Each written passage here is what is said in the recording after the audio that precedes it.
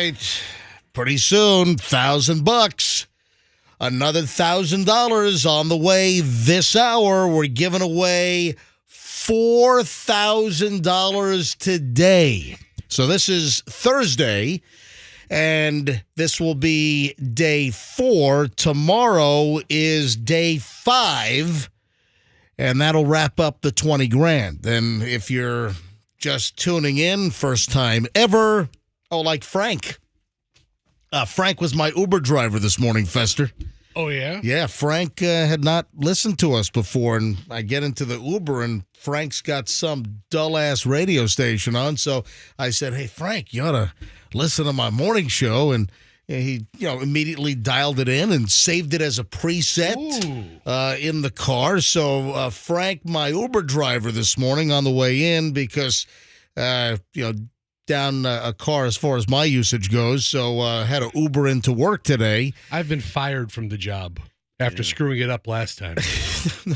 No. Fester, you could not give me a ride in this morning because your wife works a few overnight hours a week. Is that it? Yeah, she's, Oh, so, hey, Frank, hopefully you're listening right now and you don't have some Uber passenger in the back just talking your head off and you had to turn the radio down. So hopefully, hey, Frank, if you can hear me, honk the horn right now. All right? Frank, the Uber driver. Was Frank a talker? I don't like my Uber to be a talker. No, Frank was not really. Frank was kind of quiet. I initiated the conversation. Of course. Frank was a very nice guy. Frank had a very nice vehicle. He had a nice SUV. Frank's like, God, this guy's talking already this early in the morning. talks on the radio. I wonder how far along. I wonder how far along I was as far as like the number of passengers. I wonder if I was passenger number 1 for him. I don't know. So, good morning, Frank, my Uber driver. It was a pleasure meeting your acquaintance. But Fester, yes, I did ask for a ride in this morning. Right. And you I'm unavailable. Said no. You said no. I'm surprised. No. You should have called like Froggy or Andrew. Andrew's here super early. That's out of the way for me. Yeah. Andrew's here Is Andrew here normally before you? Listen, I wouldn't mind taking a ride in Froggy's new Veterans Ford F-150, which I think Froggy sleeps in his car in the driveway. He loves it so much. I think 2 or 3 times a week. My car's too good for you. I can't have you be seen in my vehicle. I can't be seen in your new F-150. Nah, it would be bad for business. Yeah. So anyway, I couldn't help you. Who's knocking on a microphone? My mic isn't working. Your mic is fine. It wasn't. Well, I've been talking this whole time, and it hasn't been registering. But you just that made it work. No, it did not make it work. That's a good fix. Your pot was down because you walked in a couple of minutes late, and I didn't have it up. Well, I didn't want to get out of the shower this morning. Okay, whatever. All right, so Fester, you could not pick me up this morning. Right. You had a problem leaving your 6-year-old kid home alone? What was the issue there? I know. And he was up, too. He was like, he gets up early. And I'm like, he's like, am I going to be left alone? I go, no, I'm not going to be left alone. I'm not going to leave you alone. Daddy, leave me? Because he heard me talk to Mommy last night. He's like, hey, MJ needs a ride in the morning, but I can't help him. And she's like, yeah, tough luck on MJ. Too bad he's only a 1-car family. Let me cry him a river.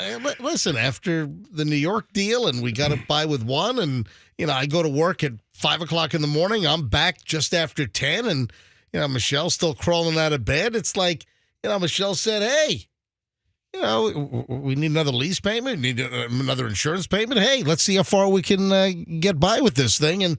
And so far we've saved a lot of money. Between your occasional mooching a ride, you've done well. Yeah. But so your wife. Right. Sometimes she works overnight. So a couple of nights a week? Yeah. So she's not home, so you're responsible for the kids this morning, or you had to drop the kids off? I just have to make sure they don't die. Oh, no. That's all I have to make sure they don't kill themselves. She comes in after 5 a.m., right. So as soon as she gets there, then you leave, and it wouldn't have worked to pick me up in time that I need to be there. So that's why. Yeah. So, gotcha. So, and because of that, you got to meet Frank. Oh, I did. I met Frank this morning. I met Frank, the Uber driver, was a very, very nice guy. All right, so we've got money to give away. I got $1,000 this hour. It's the MJ Bill Pay deal. We're helping you pay your bills for your Christmas spending that's rolling in. Hey, the credit card statements, they're coming in, baby. How would $1,000 work for you? How would $1,000 help you out? I'm sure it would. And we're going to do it 4 times again today. Thanks to the Kemp Law Group. Thanks to Stacy Kemp and the team. They've sponsored our contest. And the good news about this, it's a local-only contest. You know, this is not a national contest. You're not competing against a bunch of radio stations inside a radio company. You're not going to hear in the promo, this is a multi-city contest. No.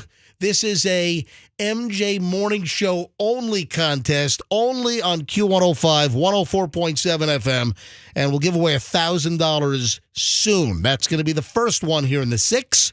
Then we'll give away another $1,000 next hour in the 7, then in the 8, and then in the 9. So another $4,000 today. The only thing you have to do, well, there are 2 things you have to do.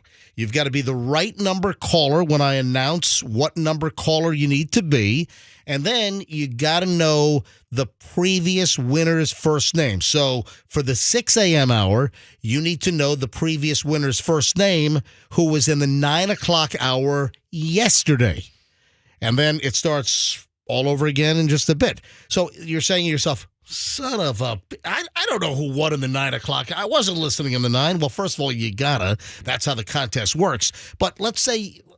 Hey, all's not lost here. Let's say you didn't have the 9 o'clock winner's name, and I'm looking at it right now. We have a chart on the wall here. Is that out of view of MJTV? It is. It is, all right. It is. Yeah. So we had a winner in the 9 o'clock hour yesterday. So when you call up this hour, you got to know who won. If you don't, hey, you still have 3 other chances. Listen this hour and find out who will win soon. Then you'll have that first name in order to call in and try and win in the next hour in the 7. Then in the 8, you got to know who won in the 7. Then in the 9, you got to know who won in the 8. So you got 3 more chances to win if you don't know who won yesterday at 9. Simple as that. It's the whole tag concept like we've done with the Microsoft tablets we've given away. We've given away, over 60 of those things thanks to, Don, the IT guy. The laptops that we gave away, thanks to Don, the IT guy, and Team Logic IT in St. Petersburg, and 2 college brothers sponsored, one of our big tablet giveaways. So, I mean, we have a great partnership with our MJ Morning Show advertisers. So it's on the way in just a bit. I'm looking at my pile of stuff today, and it is diverse. Fester, I know that you're on top of the world with that food offering that's coming back in a couple of weeks. Actually, it's on my birthday. What a way to celebrate. Oh, tell you what, celebration time. Come on. Woo! All right. There is the return of a food item at a fast food establishment that Fester is thrilled about. All right. Got some questions on that. So that's just one little tiny piece of the puzzle this morning. No, it's loaded. I mean, I'm looking at my content pile today. No way I'm getting all this in. So the density and quality is going to be ginormous. 6:08, just getting rolling here on the MJ Morning Show. You don't want to miss a minute of today's show. And Pat's got traffic. What's going on, Pat? Jumping up.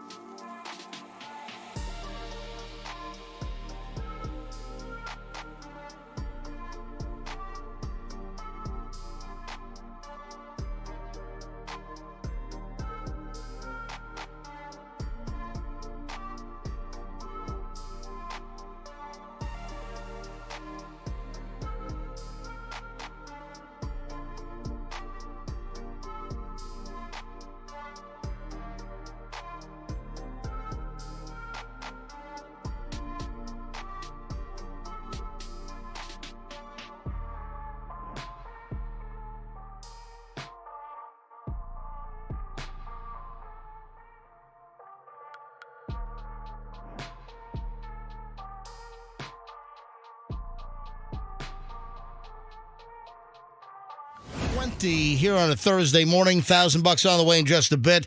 So I did take an Uber in this morning. Frank was my Uber driver. And, I just went to my Uber app. So I got in the car. I haven't looked at the Uber app since I ordered the car at my house. And it said that he was, 3 minutes away, 2 minutes away, arriving now, blah, blah, blah. So I put the phone in my pocket, and then I was just kind of doing some show prep on the way in, because typically I'm driving. I can't do show prep. So I was just looking at some last-minute sources to see if there was anything new for the show. And I actually found a couple of cool things for the program while I was being driven in by the Uber. So I just went back to my Uber app now, and usually on the app, when you open it up, the ride's completed, and it asks you to rate the driver and leave a tip, but it's not there. Okay. So how do I need to go? I need to leave Frank a tip, or else, I told Frank to listen to the morning show. So Frank knows that I'm MJ from the MJ Morning Show now, and he did not have us preset. So hopefully we have a new listener with Frank, the Uber driver. But now I don't see the spot on my Uber app where I give Frank 5 stars and leave him a tip. What the hell? How do I get back there? Is anybody well versed with Uber in the room? I can remember taking Uber rides. Hang on a minute. You probably got an email. Yeah, I don't think it's there immediately. No, it is. You can do it. You can do it while you're driving. You're talking out of your ass. What do you mean you don't know? You don't even know what you're talking about. I'm telling you my personal experience, and we're going back and forth. It's happened to me every single time. Okay, I got something else that's going to happen to you every time. Hold on a sec. No, every single time I use Uber, as soon as the ride is completed on your app, if you have the app closed, you open the app, it's sitting on your phone. When you open the app back up, it has rate the driver and then leave a tip. You're really ticked off about it. You're really perplexed. Because, dude, if I don't leave Frank a tip, Frank's going to be, that son of a bitch, that dirty, cheap he was in my car. And then he's going to affect your score. And then exactly. So how do I, home services? No, I don't need, okay, right. All right. I don't see how to get back to. Frank, I'm trying to tip you. Frank, check your email. Hang on. Okay, yeah, I do get the receipt. Hang on a minute. Let me go to my email. Let's see here. All right, here's the Uber receipts. Okay. All right, tip. Okay, I got a promotion. Mm-hmm. You rode with. Okay, here we go. You rode with Frank. Rate or tip. Oh, Frank has a 4.98. Wow. Yeah, I've got a 3.6. Is that bad? Yeah, no, bad. I'm kidding. I don't good. I don't have a 3. Remember we once did a segment. We asked Uber and Lyft drivers to call in. What is the lowest score you've ever seen, or the lowest rating that you've ever had a customer, a passenger in your car with? Some of them have said that if you're even a 4.5 or a 4.3, they won't pick you up. That means you have issues. Yeah, that affects you getting a ride. That's why mine is spectacular. Yeah, I am a 5.0. Oh, no. Because you never Uber. No, now it's doing this whole damn thing now. Hang on a minute. All right, hang on. Jim's an Uber driver, so Jim's going to help me tip Frank. Hold on a minute. Hey, folks, $1,000 on the way in just a bit. Your chance to call in and win $1,000. My number because I want to Jim, I don't know who you're talking to. I haven't even put your phone up yet. All right, Jim. Okay. All right, Jim, hold on a minute. Jim's 9 sentences in. Jim, hi, you're on the MJ Morning Show. Hello. All right. Morning, MJ. How you doing? Doing fine. Okay, what you do is go to your Uber app, press it on. I'll do it. All right, my Uber app is on. Okay. I got the little thing where I got the thing where it says where to. What? Activities. Go all the way down. It should say activity. Okay, I got activity. I got it. Just clicked on activity. Okay. Then it says past. Okay. Press on the job that you. All right, hang on a minute. Oh wow! Look at all my. Here it is. I got it. Okay, past. It's right here. All right. So to the office at 9721 Executive Center Drive North, 5:10 a.m. January 11th. All right, I click on that. Okay, there's the Uber X ride with Frank. All right. Add tip. I see it. Okay. No. Okay. So it's going to ask me to rate him. All right. Let me add the tip first. All right, it's suggesting a $1, $3, or $5 tip, or I can enter a Maybe I ought to give Frank $1,000. You know what? Maybe I ought to just cancel the $1,000 for MJ bill pay this hour, and I'm just going to give Frank the $1,000. If Frank knows the name of your last Uber driver. Wow, look at that. You can look at all your... Man, I paid $80. All right, listen, Jim, you've been very helpful. All right, so, hey, Jim, my fare was $16.96. How much, so you're a fellow Uber driver, Jim. How much tip should I leave for Frank, my Uber driver, right now? I would throw him a 10 spot. All right, you know what? I'm going to throw him a 10 spot. Thank you. That's a 10. big tip, there man. we go.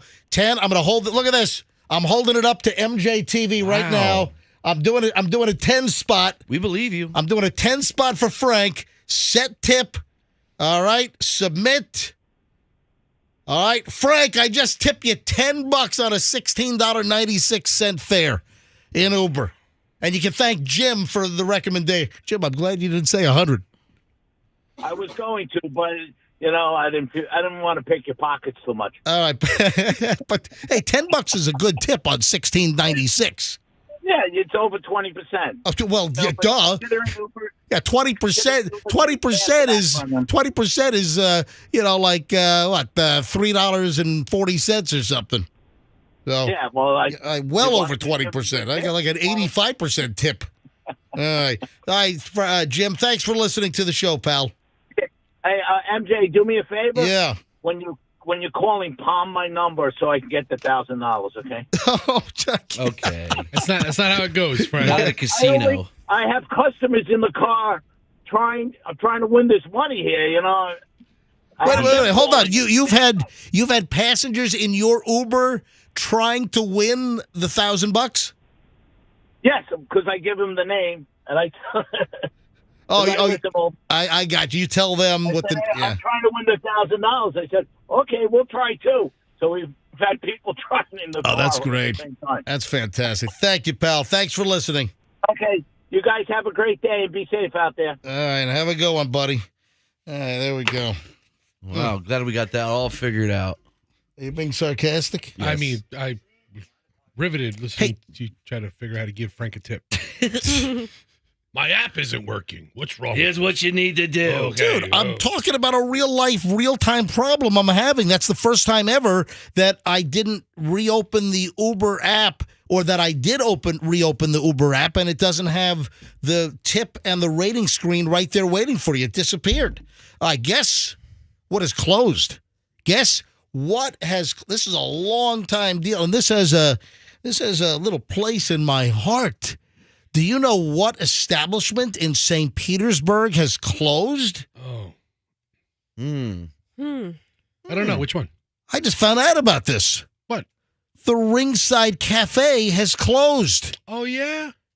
Yeah, they used to be on 4th Street right down from here. I thought you were talking about that rub and tug place. All right, Froggy, really? That's the Yeah, what are you Ringside laughing at, Cafe. Roxanne? You don't even know what a rub and tug is. Oh, she knows. Oh, she does. Oh, I think I do. I told her. Everybody I told her does. what that was first day.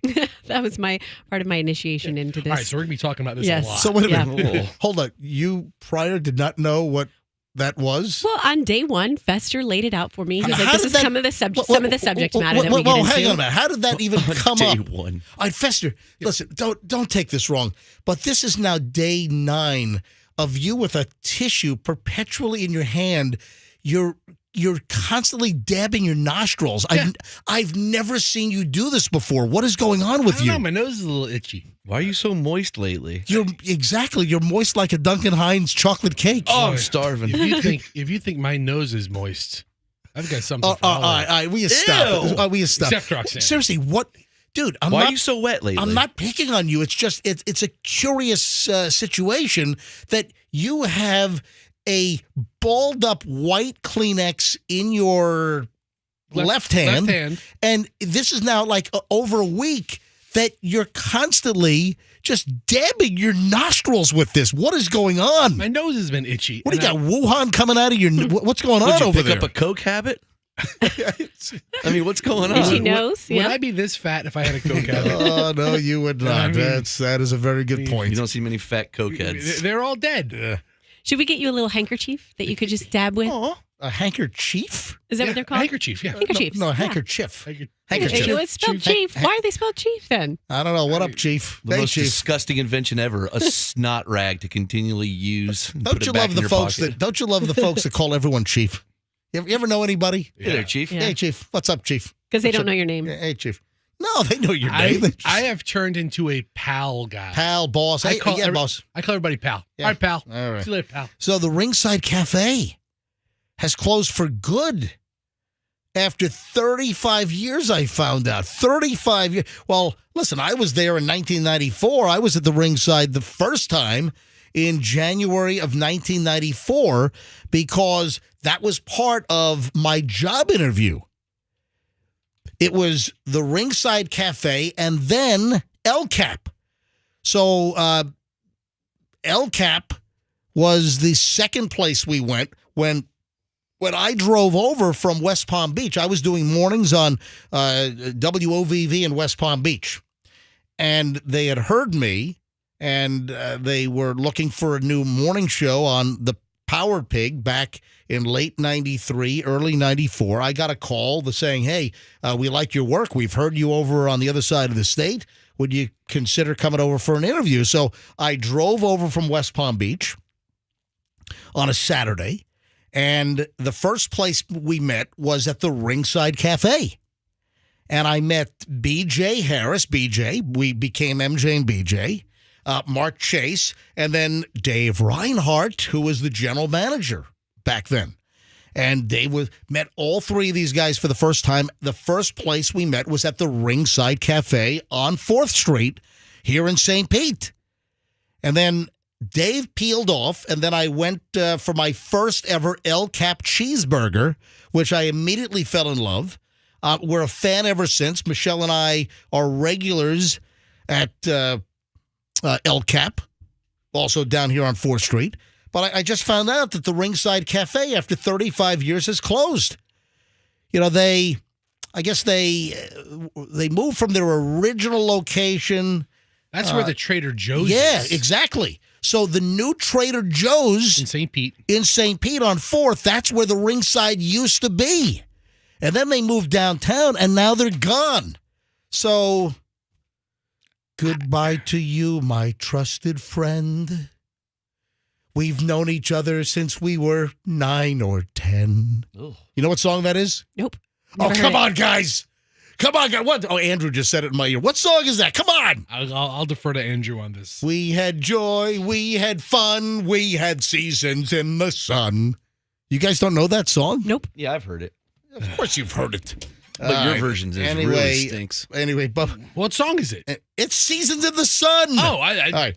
Anyway, goodbye to the Ringside Cafe, a place in my heart. That's terrible that they're gone. I haven't been to Ringside Cafe in 22 years. El Cap's still going strong, though. So luckily, El Cap is still going strong. El Cap, Michelle and I will see you soon. All right, 6:34 at the MJ Morning Show. I've got a great pile of early morons in the news next. Morons are on deck, and $1,000 could be yours momentarily here on the MJ Morning Show on Q105. Stand by. So heads up.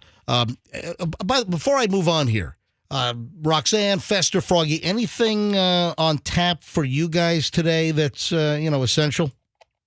What are you talking about? Any content? We're doing a morning show. Anything? Yeah. Anything on tap? Do I need to be more descriptive You've than never that? asked us that. we've As never- long as I've worked here, you've Yeah. never said this to us. never stopped the listen, show. Early in the morning, I'm just asking, is there anything essential that you guys want to bring to the table this morning? That's it. Now we're all just floating along. Three of us. Just along for the MJ ride, is that it? I We're have the things. Remora. You know, I have things I've been sending you for weeks that you haven't gotten to that I think are show content worthy. You've never Go stopped check the your show email. at 6:30 and say, "Well, what do we have to get I mean, to?" how about the teeth thing that I've been trying to The what? shove? The teeth thing. It's very important. Yeah, I didn't like it. It's terrible. That's terrible. That's great content. All right, Let's put it on your podcast. all right, hang on. All right, 6:34. Okay, no show prep tonight. Oh, 6:34 at the MJ Morning Show. Hey,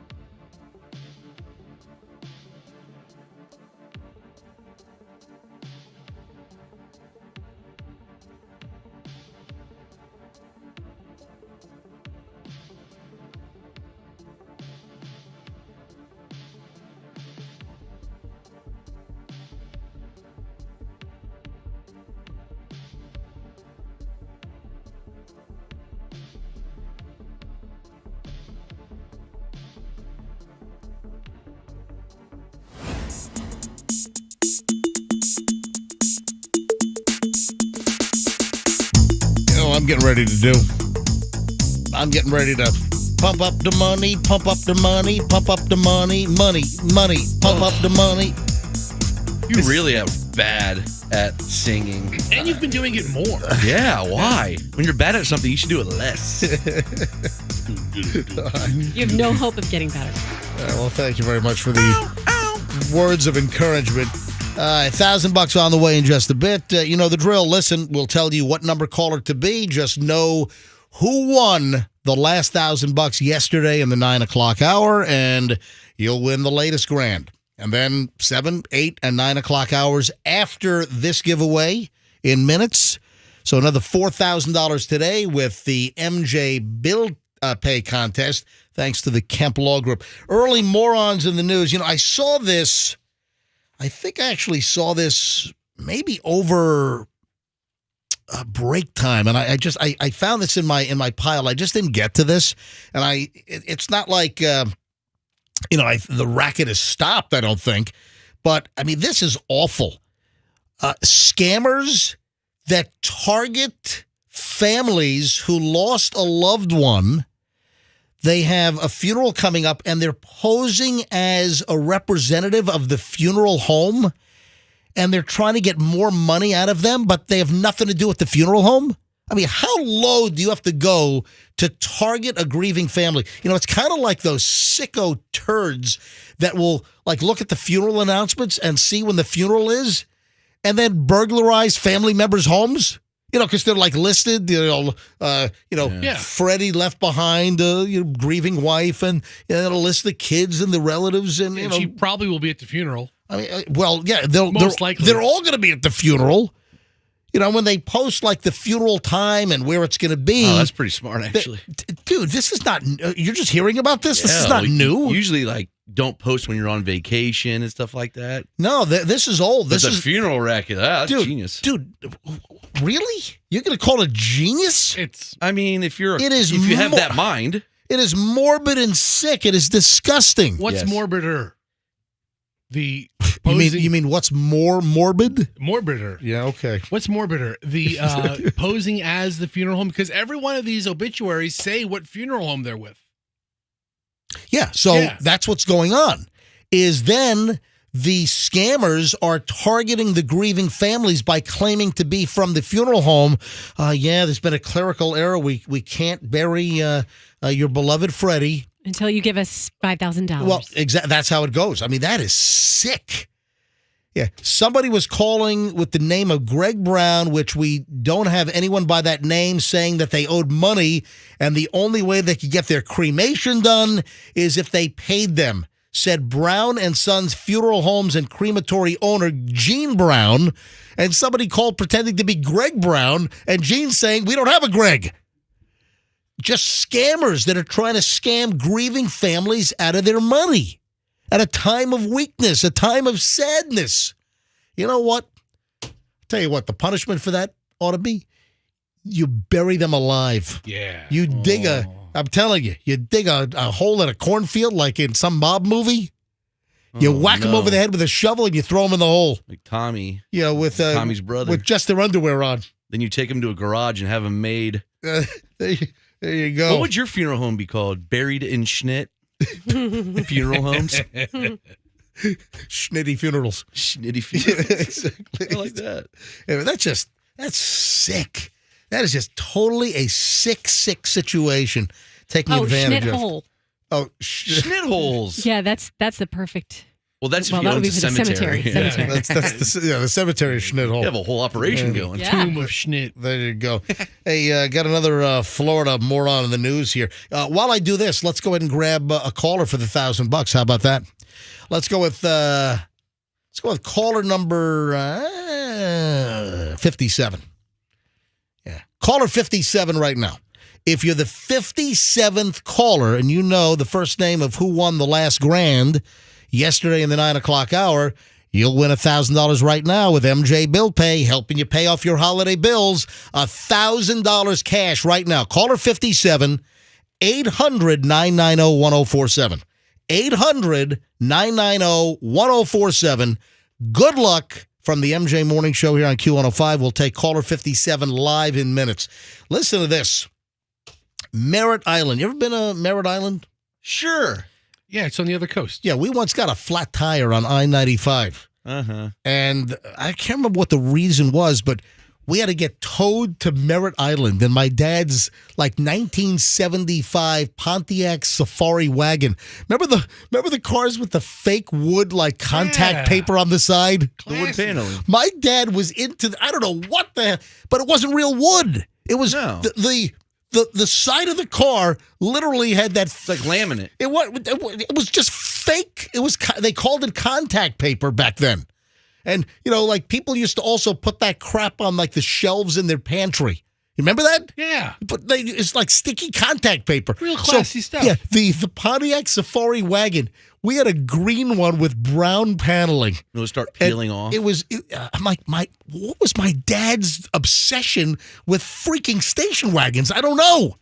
With fake wood, looks like wallpaper on the side of your car that's a fake wood grain. Anyway, so from Merritt Island, a Brevard County man faces charges accused of shooting his roommate in the face with a pellet gun. Why? Those things are powerful these days. Yeah, they had an argument over money and a dog. Yeah, according to the arrest affidavit, deputies said they contacted the victim at Rockledge Regional Medical Center after the fight with the roommate. And according to the affidavit, one of the roommates, Edwards, woke up the victim and demanded he give him back $10 previously given to the victim for medical expenses. Edwards went on and demanded the victim watch his 6-month-old puppy, a little pit bull. When the victim refused, the victim said that Edwards became enraged, threatened him with an AR-style automatic pellet gun that he retrieved from his room. Yeah. It escalated, and he shot him in the face with a pellet gun. Over $10 and watching a puppy. They'll put an eye out. What the hell? Oh, listen. Hey. Nat Drower, my cousin. I remember this. Do you know the name Nat? Know the name Nat Drower? Oh yeah, I know Nat. Nat got shot in the eye with a BB gun, and it lodged right in the corner of the eye. He never lost his eyesight, And to this day, I believe they never took the BB out. So, the very corner, that little thing in the corner of your eye? Yeah. It went that little, that little bubble triangle-looking thing, Yeah. whatever. Yeah, the BB went right to the side of that, never affected his vision, and the BB got lodged back in his eye socket, and they never took it out. So to this day, I think Nat Drower from Rockville Center, New York, still has a BB stuck in his brain. My old neighbor, Lee Simmons, and I hope you're listening, Lee. Yeah. I dared him to shoot me in the stomach with the BB gun back in the day, and then he did it. What the hell's wrong with And you? it lodged in my belly button. Well, is it still there? No, I had to have it surgically removed. Really? Shot me right in the belly button, dude. I'm glad. I hope you heard that, Lee. I'm coming for you. I'm glad to see the genesis of Froggy makes all kinds of sense now. Yes. Yes, it does. It hurt like hell. Let me grab caller 57. Hi, good morning. Who's this? This is Harold. Harold, where are you calling from, Harold? I'm calling from St. Pete. Well, Harold, why are you calling the MJ Morning Show at 6:51 in the morning? I am calling to win a grand. Yes, Very and Harold, you are caller 57. You're halfway there. Harold, can you tell me the winner that we had yesterday in the 9 o'clock hour? The last winner was? Drum roll. Just come on. He's building up the drama here. I don't have a drum roll handy. Let me do something here. All right, there we go. Fester's. All right, okay. There. Harold, there's your drum roll. All right, stop, guys. Stop. All right, who won? All right, so it was Stacy from another law group. Oh, that's true. Yeah. Yeah, Yes. Good with the details. Yes, look, I Very mean, good. total detail there. Listen to that. Yes. Instead of Kemp Law Group. Well, Kemp Law Group is sponsoring the contest, but the winner was from a different law group that actually called in. That was Stacy. And Harold, you are correct. Harold, you got $1,000. Congratulations. Oh my gosh, thank you so much. Harold, can you use the $1,000 right now or what? Absolutely, to pay bills. I am currently looking for work, and this will certainly help. Wow. Now, is it Harold or Harry? Yeah, do people call you Harry or just Harold? A friend's father had called me Harry, but Oh, one guy. Look at as far as that that. went. So, listen, Harold it is. I don't know too many Harolds, Harold. So, nice to meet you. Yeah, Harold, I had an Uncle Harold years Yeah, ago. There's always an uncle. Yeah, Harold. hey, Harold, thanks. Congratulations. $1,000 is yours. I'm going to put you on hold. Andrew's going to get all the information, okay? I appreciate it. Thank you so much. We appreciate you listening. So, folks, Bye, Harold. It sounds like a 90-year-old man. but I'm sorry. that's a very young Harold. Yeah. He's young to have the name Harold. I have a young friend named Harold. Oh, you do? Yeah. Wow. Well, look at that. I don't know how I feel about him calling out his own drum roll. Well, though. congratulations. So, folks, you got to know that Harold won for next hour. Another $1,000 on the way in the 7 o'clock hour coming up. Another 1,000 in the 8. Another 1,000 coming up in the 9 o'clock hour. $3,000 more to give away. You just got to know the previous winner's first name and be the right caller, and that's how it works. 7 o'clock hour starts next on the MJ Morning Show here on Q105. And Fester, we're going to talk about your excitement. January 24th, and it's not my birthday. Dude, I put a reminder in my calendar on my phone. I'm sure you did. What is Fester all jacked up about regarding a fast food offering that's returning? We'll tell you, and it's not the McRib. Nope, not the McRib. All right, it's next on the MJ Morning Show here on Q105. Stand by. Now, if you are concerned about your money,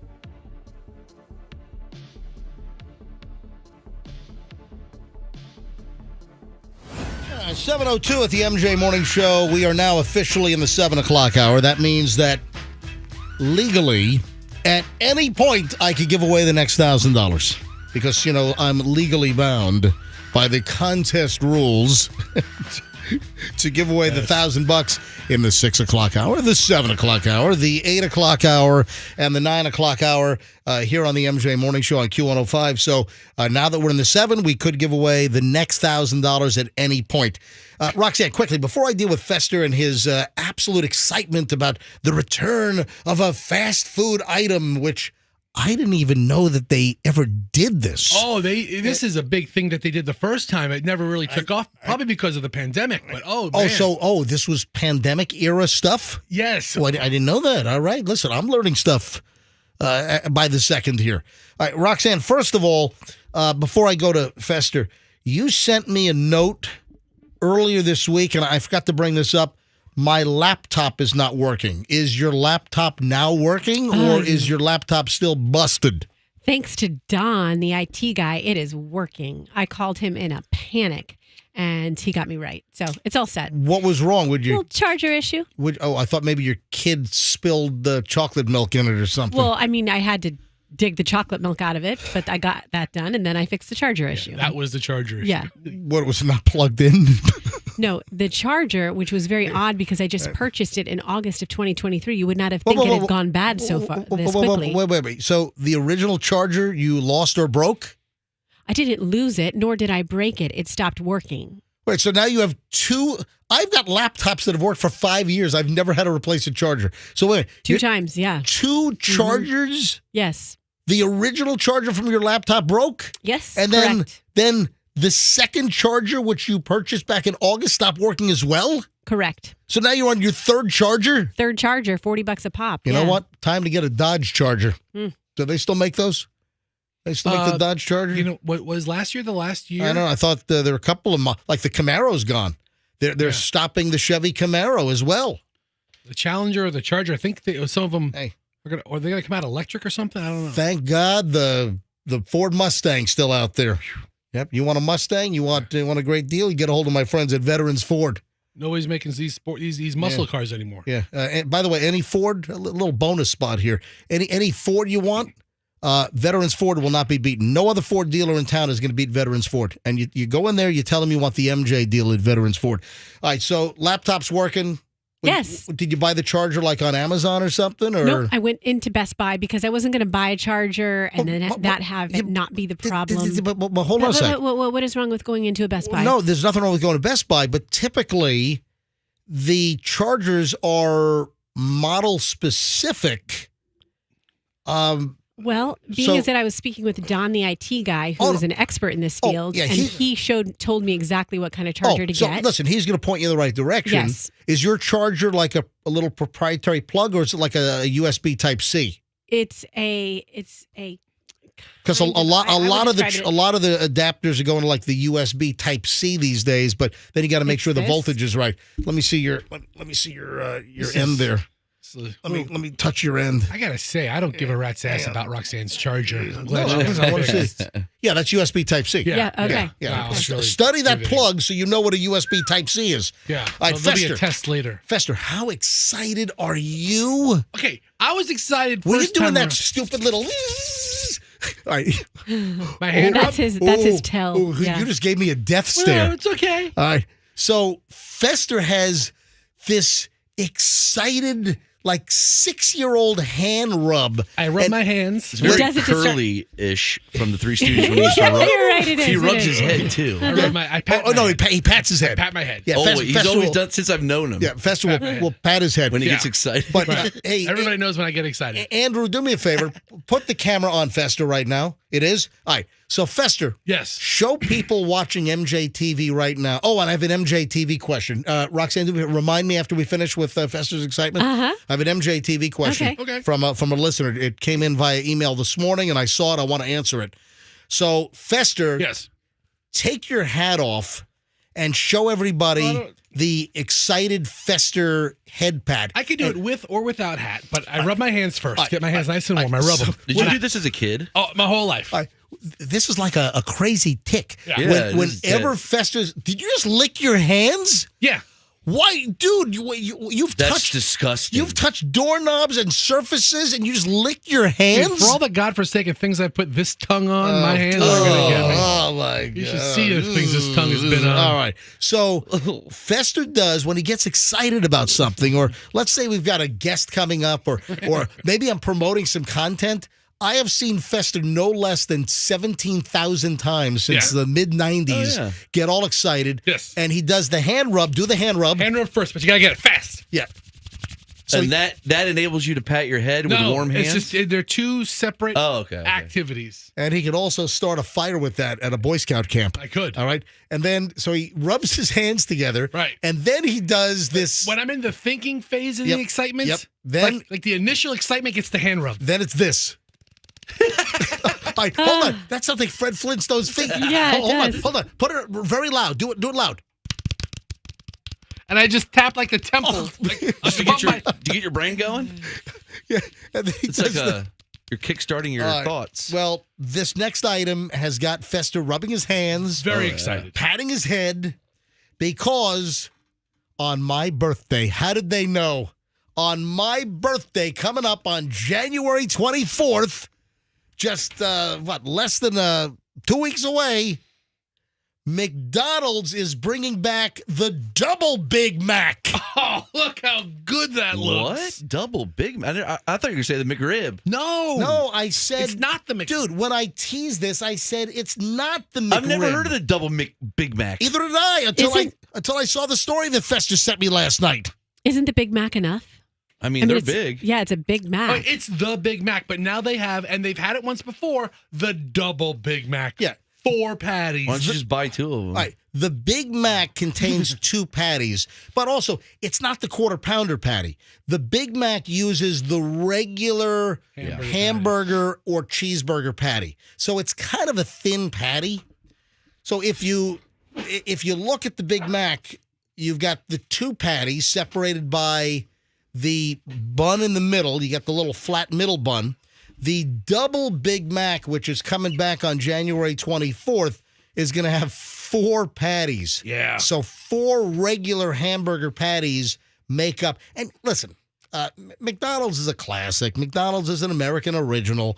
But listen, the regular patty, the regular cheeseburger or hamburger patty, it's kind of a thin. It's thin. Yeah, and you know what? I have to tell you, I had a cheeseburger, just a regular McDonald's cheeseburger on Saturday night or Friday night. Mhm. It was the first time I've had one in, I don't know, years, because usually if I go there, I'll get a fish fillet or I'll get a spicy chicken sandwich. So, but I just went for the regular cheeseburger, and it brought me back. Like, it's so it takes you back to your teen years and tastes so good. But I did think that the patty was thinner. So maybe you could put four of those patties together and not feel like you're just overindulging. So you're sitting in your car. Yeah, and I love this. And she's eating the regular McDonald's cheeseburger, and it took you back. It took you back to your teen years? Yes, because... Was this prior to your 17-year-old boob job or not? Was this before? Around that time. Yeah, okay. Took me back to my teen years because what happens when you were a teenager? You get to start driving a car by yourself. And where is the first place that you go by yourself? Porn. McDonald's. Sorry. What's the matter with you, Froggy? Stop. I was going to say porn shop. I went to Frank's house, then the gun store. Yeah, Where'd you go? The Todd Theater up on Nebraska.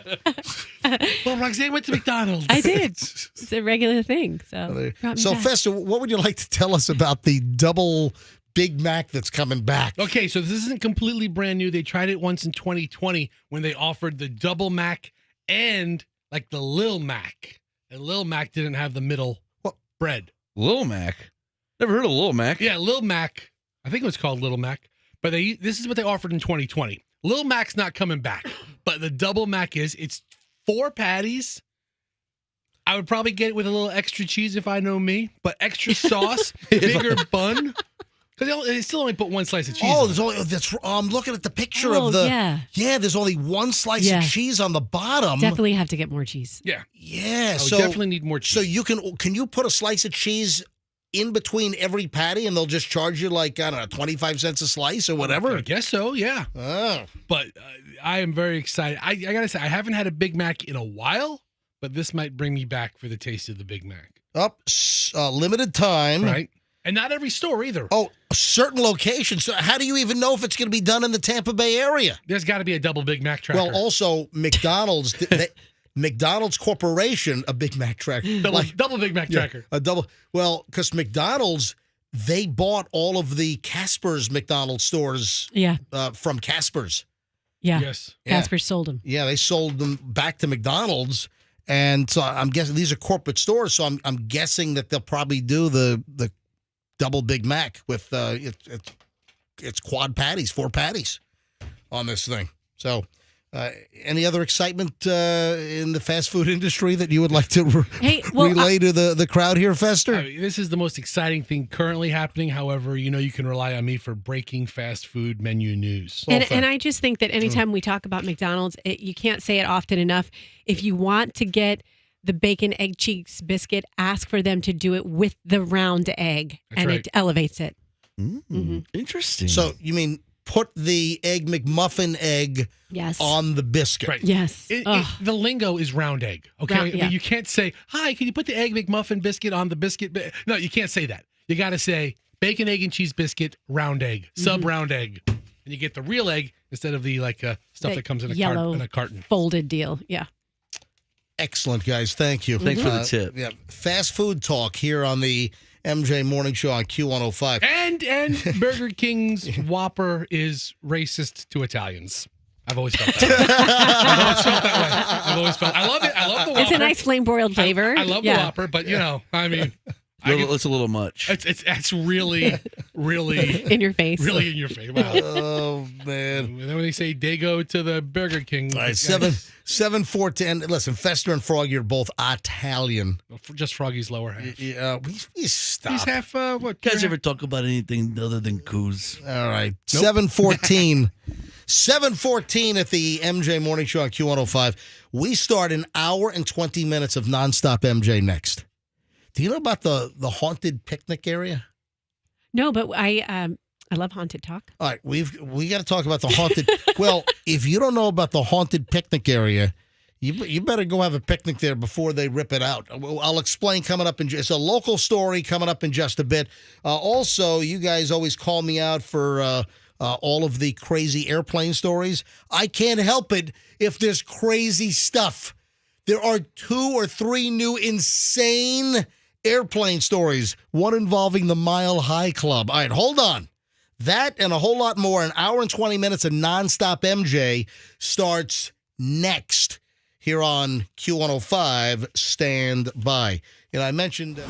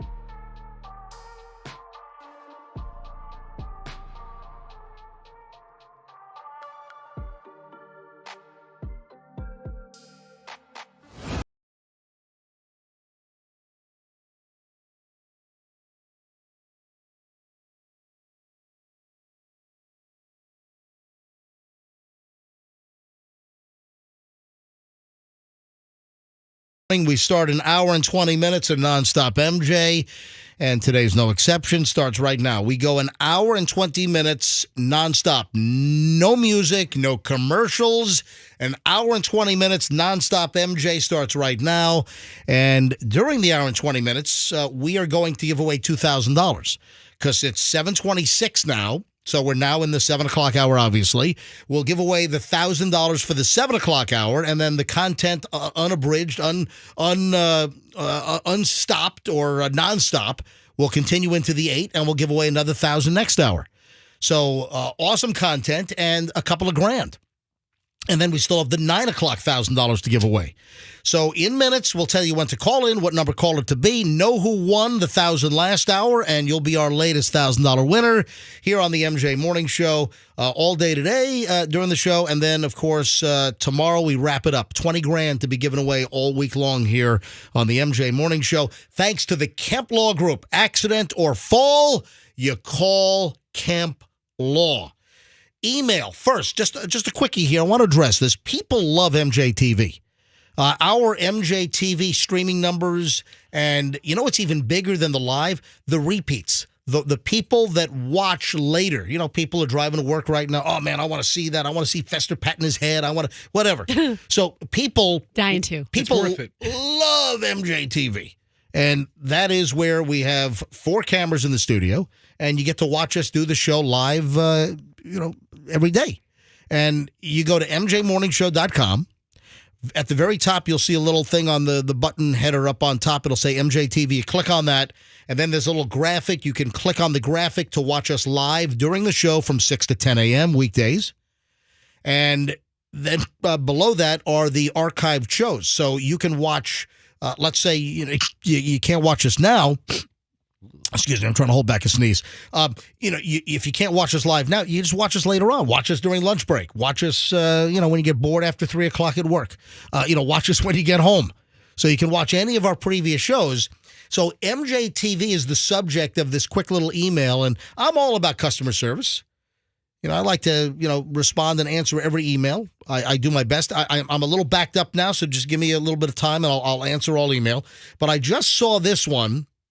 And this came in from, this email is from Stephen Ingram. And it says, hey, MJ, why aren't comments enabled on the MJ TV stream? You know what, Stephen Ingram, that is They're not? No, comments were shut off a while ago. You want to know why? I know why. I remember Spam? why. Listen, well, yep. Yeah. It's not because we've got, thin skin. People say, oh, man, tell MJ to shut up. I'm tired of hearing. Hey, listen, I'm fine with whatever comment, criticism, people that love us, people that hate us. I don't have a problem with that. The issue is that MJTV was getting so popular, we were getting infiltrated by porn spam. Yeah. Yeah. Yeah, I remember that. So that's why. That's why we shut off the comments. So Stephen Ingram, that's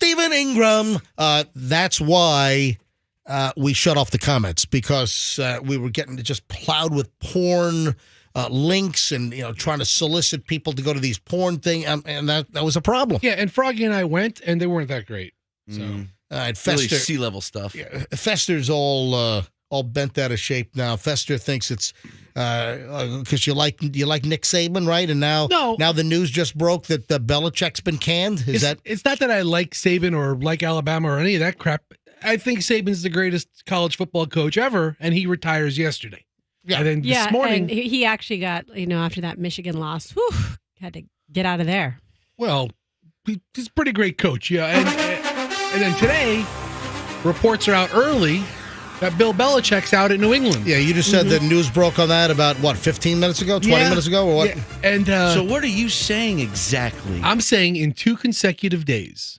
2 big names are out. I mean, the greatest coach in their sports history. I think. Is he that great? What do head coaches really do? Really? No, really, think about it. I am thinking about it. They stand there and other guys do stuff. The players do all the work. Other coaches are doing stuff, and the fat head coach just stands there with a thumb up it, That's doing nothing. that's an interesting point. I do believe they do more than managers in baseball. I think managers. Oh, they do absolutely nothing. Right. They recruit. They listen. It's the captain of the plane. All right, listen. This is not sports talk. No. This is not sports talk on the MJ Morning Show. But two big stories. Nick Saban is retiring in Alabama. He's only like 72 years old, and he's a young 72. I'm telling you, I think he's NFL bound. You got a whole bunch of NFL openings. I bet you because I think he was he was Miami Dolphins head coach for a while. Left college, went to NFL, then back to college. Wow, it's like the show Coach for Real. Yeah, I'm telling you right now. I bet you Nick Saban ends up in the NFL somewhere. Brilliant interpretation. Right, and then Belichick. Hey, maybe he'll end up filling Belichick's gig in New England at the Patriots. So, what? Any details on Belichick? 5 seconds. Go. No, 1, he 2, is 3, 4, 5. Okay. Well, I'll tell you who's not Alabama bound is a lot of top recruits from high schools around the country. They're like, Nick Saban's not going to be there. We're out of here. Okay, go ahead with your Belichick take. No, we're done. We're done. Just he's out. Belichick He's is unemployed. The Patriots had the worst season in I don't know decades. Yeah, but didn't he have 6, 7, 8 rings? Who? What are they called? Rings? You mean Super games? Super Bowl rings? Super games, yeah. He won. How do you fire him? Well, he out, gone, done. I don't know if he quit. I don't know if he got fired. I don't know if it was mutual, but ESPN reports that it's going to come out later today that they're a split. Belichick is out at New England at the Patriots. We'll get Tom Brady on the phone later on to get his take on that. So stand by for. Hey, let's move on. I'm not going to dwell on this either. I saw this last night. I'm like, what? Huh? Do you know what one of the biggest baby names trends is? One of the biggest Trending baby names? Hold on. Yeah, well, close. Sort of. What is one of the biggest trends in baby names right now? And I don't know if this is true or false. I don't know. But to end the name with an O. that is true. Come on. How the hell did you know that? Well, I guess. Come on. I guess. How the I don't hell? know. How did you know that? I don't know. You copped a feel over here. No, I didn't look. You Fester, looked at did my. I look you at, looked at my anything? pile. she didn't No. look at your pile. That was a I didn't good look at- guess. First of all, looking at You your touched pile. my pile this morning. She was I'm this peeking close. at your pile. She was this close to naming her daughter Daviano. I actually, yes. Why did you say that? How do you know that? It just popped into my head. Wow. I mean, maybe it. Maybe I read it somewhere. No, you're screwing with my head right No. now. You- All right, so let's think of names with O's like Olivio, Leo. Caramello? yeah, Rodrigo, Right, Well, Carmelo. Mario. there are actually some names that are getting popular. Leonardo. But I saw, yes. Well, hold on a minute.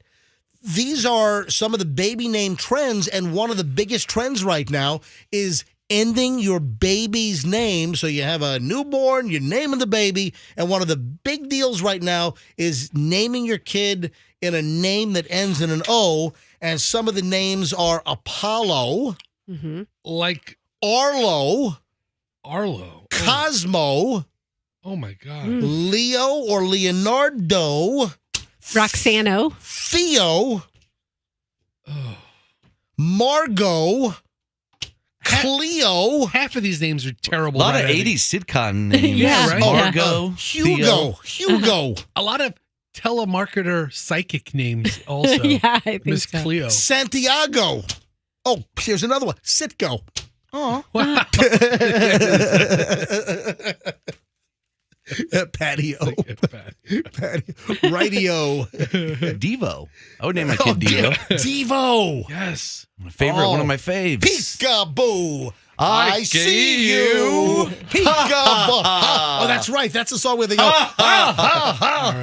Big Devo fan. Big Devo there you go. fan. Really. Peekaboo. Devo. So, I don't know. Dildo. Oh, Jesus. Sorry. Come on. Froggy. My buddy just texted me that. I actually read it. You can't. Don't blurt that out. Sorry. There's my new baby dildo. So is Papa Roda. Come on, that's terrible. Dilly dilly, time to stop playing. Come on inside. That's Dilly dilly. Dilly dilly. that's stop. It's That's an interesting story. terrible. Hey, do you guys know about the haunted picnic area? No, but I went to a haunted area recently. And the guy there was named with an O at the end. Yes. Boo. There is a haunted picnic area in Safety Harbor. We were just there.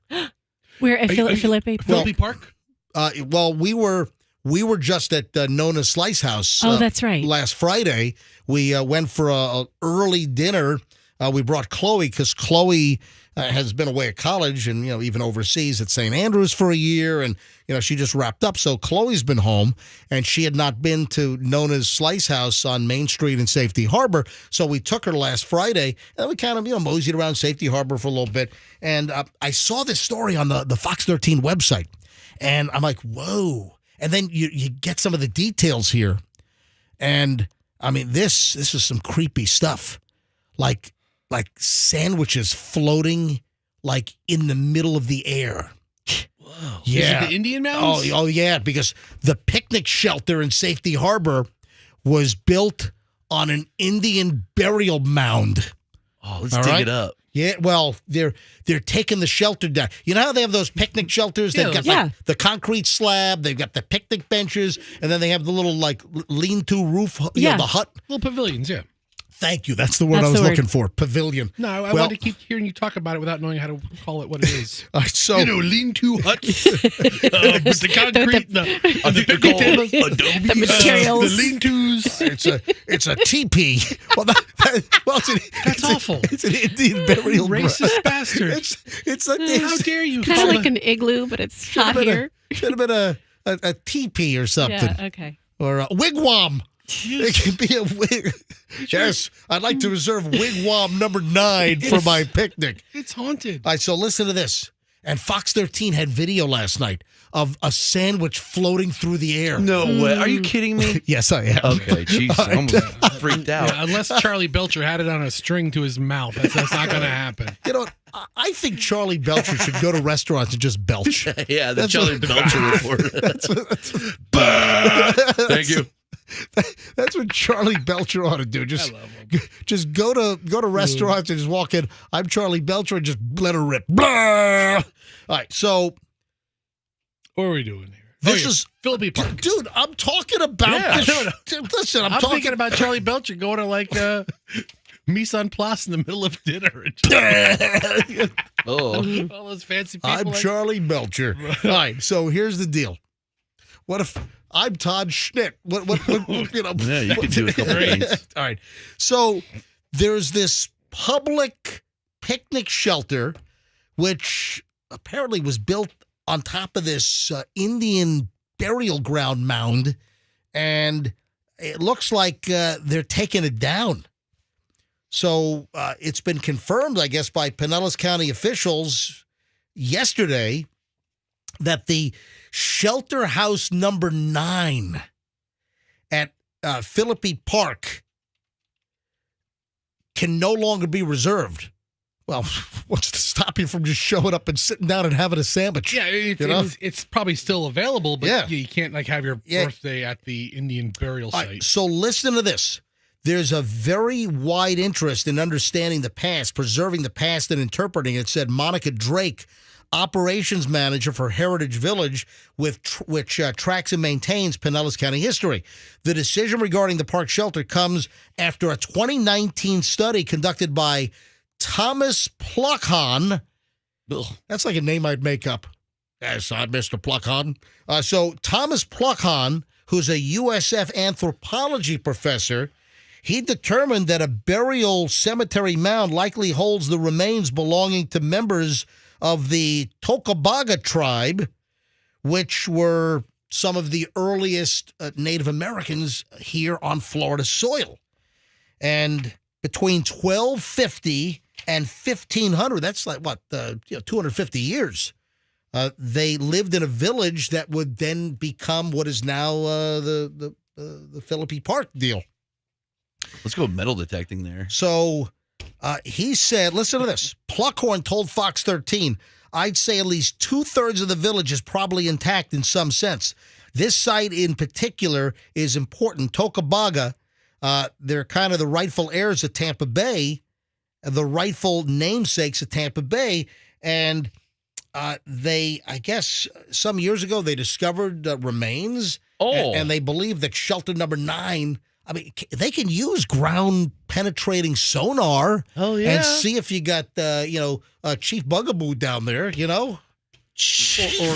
Well, this sounds like a History Channel show. We should go out there and start investigating. We should do Yes. We should start digging. excavation. Yeah, like that one show, Curse of Oak Island. You know what? Curse of Felipe Park. Oh, yeah, and Safety Harbor. You know what?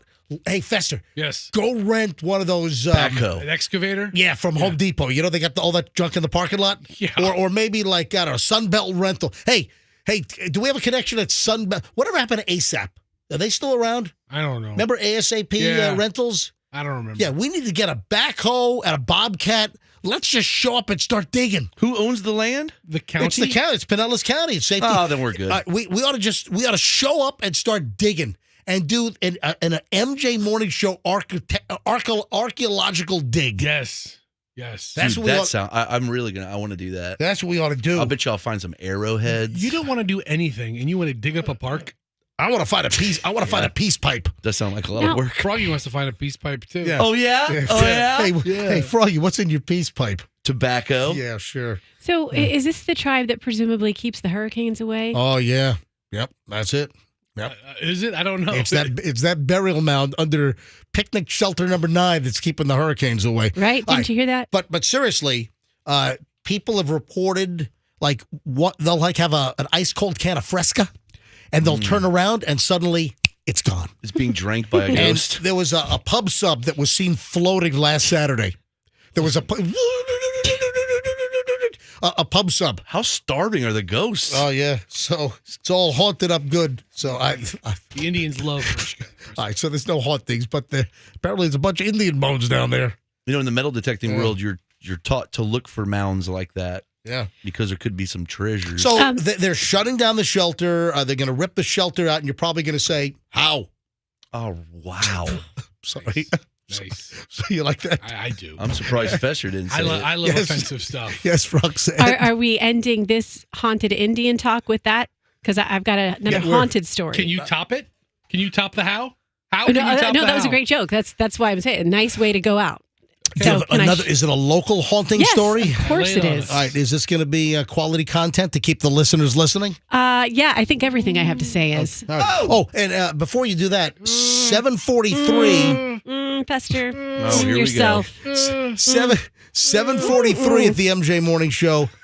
We're going to give away $1,000, a haunted $1,000. Ooh! We're going to give away $1,000 MJ bill pay in moments. All right, Roxanne, what's your next haunted story? On Sunday, we went to the Frozen sing-along at Tampa Theater. You're going to tell me about the Tampa Theater's haunted, and you saw some apparition floating above your kid's head. Tampa Theater is haunted. that's exactly what happened.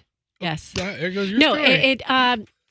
What happened? supposedly Tampa Theater's haunted. Is it? So my daughter became more interested. When I told her that as we sat down, I go, "We're walking into a haunted theater." You're just trying to scare her? And then the entire show, like before the show started, I had to read to her every single haunted story about Tampa Theater. And there are quite a few. There's the organist, Rosa, someone who they've seen the organ playing without hands. Hold on. You saw Yeah. a ghost playing with his organ? Yeah. And there's the projectionist who is a smoker. And so sometimes people will see smoke They smell the billow. smoke, yeah. They smell, yes. And That's from then- the 1920s when the Tampa Theater was the only place in Tampa that had air conditioning. I smell a Lucky Strike. Oh, that's what I do. That's Actually, why that was one of the first places to get air conditioning. it was. Dude, It was. Yes, that's Oh, why. I think, dude, that's a fact. that's though. why I said it. Oh, look at you. So, full of Roxanne, fun tell facts. us about your haunted organ. Yeah. Yeah. Well, the organ plays itself. Yeah, but That's the neat thing. Hey. I've been saying the opposite to my old lady forever. I think I smell cigarettes from the 20s. So there's a corpse playing the organ at the Tampa Theater. Is that Yes, yes. And Yeah. there's a guy in a fedora who sits in seat 308. That's And it. all of a sudden, my daughter realizes she's in seat 308. Oh. And she had to sit in my lap the Right. whole time. Like But- Paul Bearer. Yes. But by the end of the experience, she wanted to go back again the next day. I think she wants to live at the Tampa Theater. Yeah, let her see a ghost and then see Yeah. how she feels. Let a missing toddler go into Tampa Theater. That's a new haunting. Yeah. Talk Hey, about the child that never came out. I got to give away $1,000. So why don't we do it right now? It's 7:45 at the MJ Morning Show. Look, all the phones were already ringing.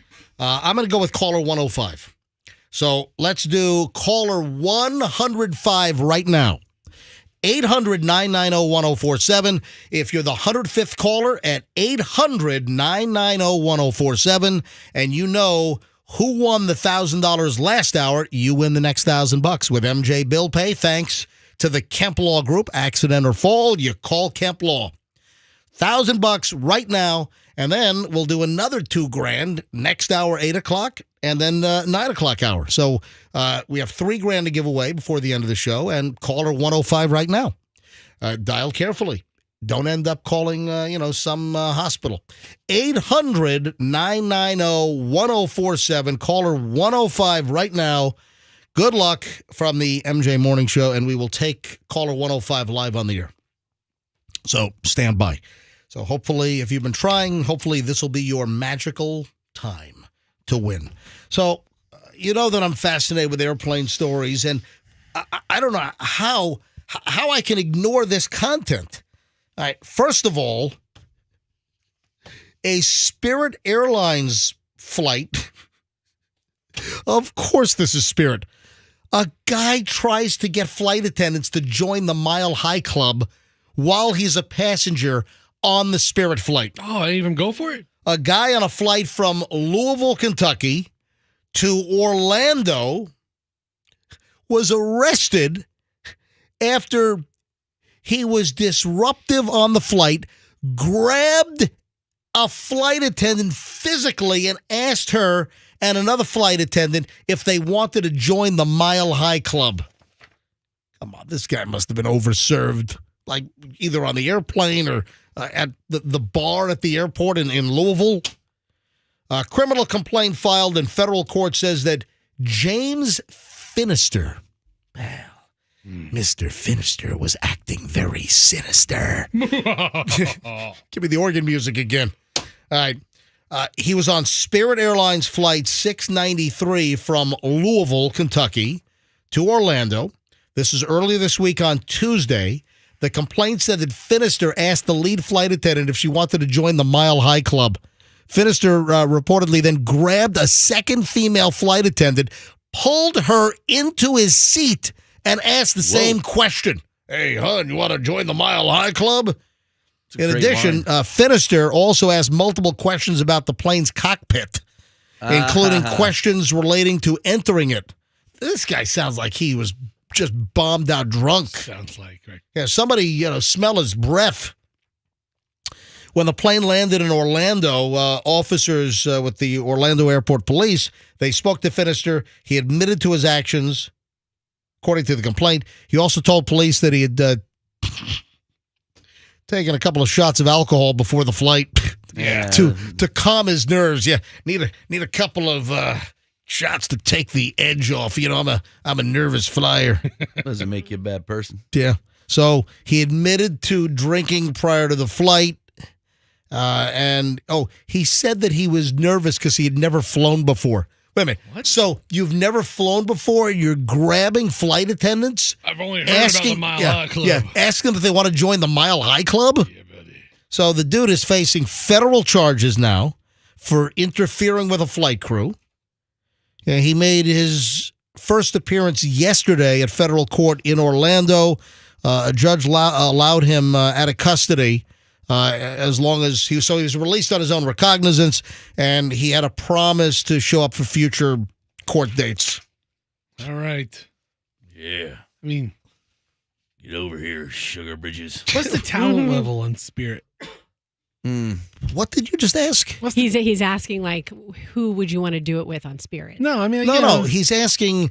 Are they hot? What he's guys- asking? Yes, exactly. That's what he's. That's what I just said. You guys obviously Well, heard me then. Yeah. What he's asking is what's the talent level? He wants to know, are Spirit Airlines flight attendants attractive? That's what. Yeah, we know what he said. I mean, if you're gonna rank them, It's not exactly Hooters Air. I mean, it's it's got to be Spirit, Allegiant, Frontier fighting for the last place, right? I think. It's like when you go to a strip club at 3 p.m. I've been. So that's my airplane story for the day. Actually, I have some more if I can squeeze. One other. You saw that a United flight made an emergency landing at Tampa International yesterday.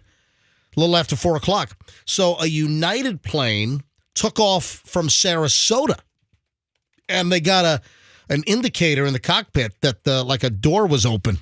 You know, we've had a little open door news lately, and this turned out wasn't a Boeing. This was an Airbus A319. It was United Flight 2434. It took off from Sarasota Bradenton International about 3:42 yesterday afternoon. And what was that? You leave the internet pod up. Well, yeah, we use the internet pod. Things play on my computer. So the flight took off about 3:42 yesterday and made an emergency landing at Tampa International at 4:35 because the Airbus 319 had an indicator light that a door was open. So they put the plane down, no injuries, and I guess they put people on different flights while they checked out the airplane. Good job. Yeah. If you're afraid to fly, don't watch Netflix's new movie, The Society of the Snow, the remake of the Alive plane crash. Oh, you know what? Dude, I started watching that last night. It's the most realistic plane crash I've ever seen. Yeah, Julian. It's amazing. It's an amazing movie. So my son Julian, he FaceTimed us last night, and he gave us the recommendation. He said, guys, you got to watch the same thing. Yeah, and he said, do not watch it with dubbed English.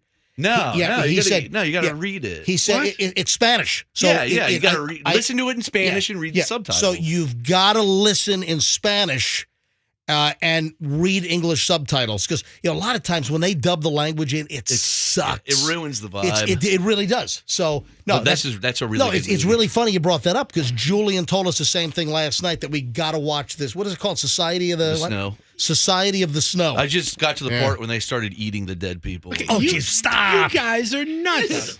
I'm not going to read English when I can just have them done No, it to me. dude, you have It's not to. that hard. Oh, no, the plane is crashing. You have to watch it. In all these foreign movies, you got to watch them in the native language with the English subtitles. The hell you do? All right, Money Heist, Squid Games, forget it. Dude, you know what he's doing. All right, 7:52 at the MJ Morning Show.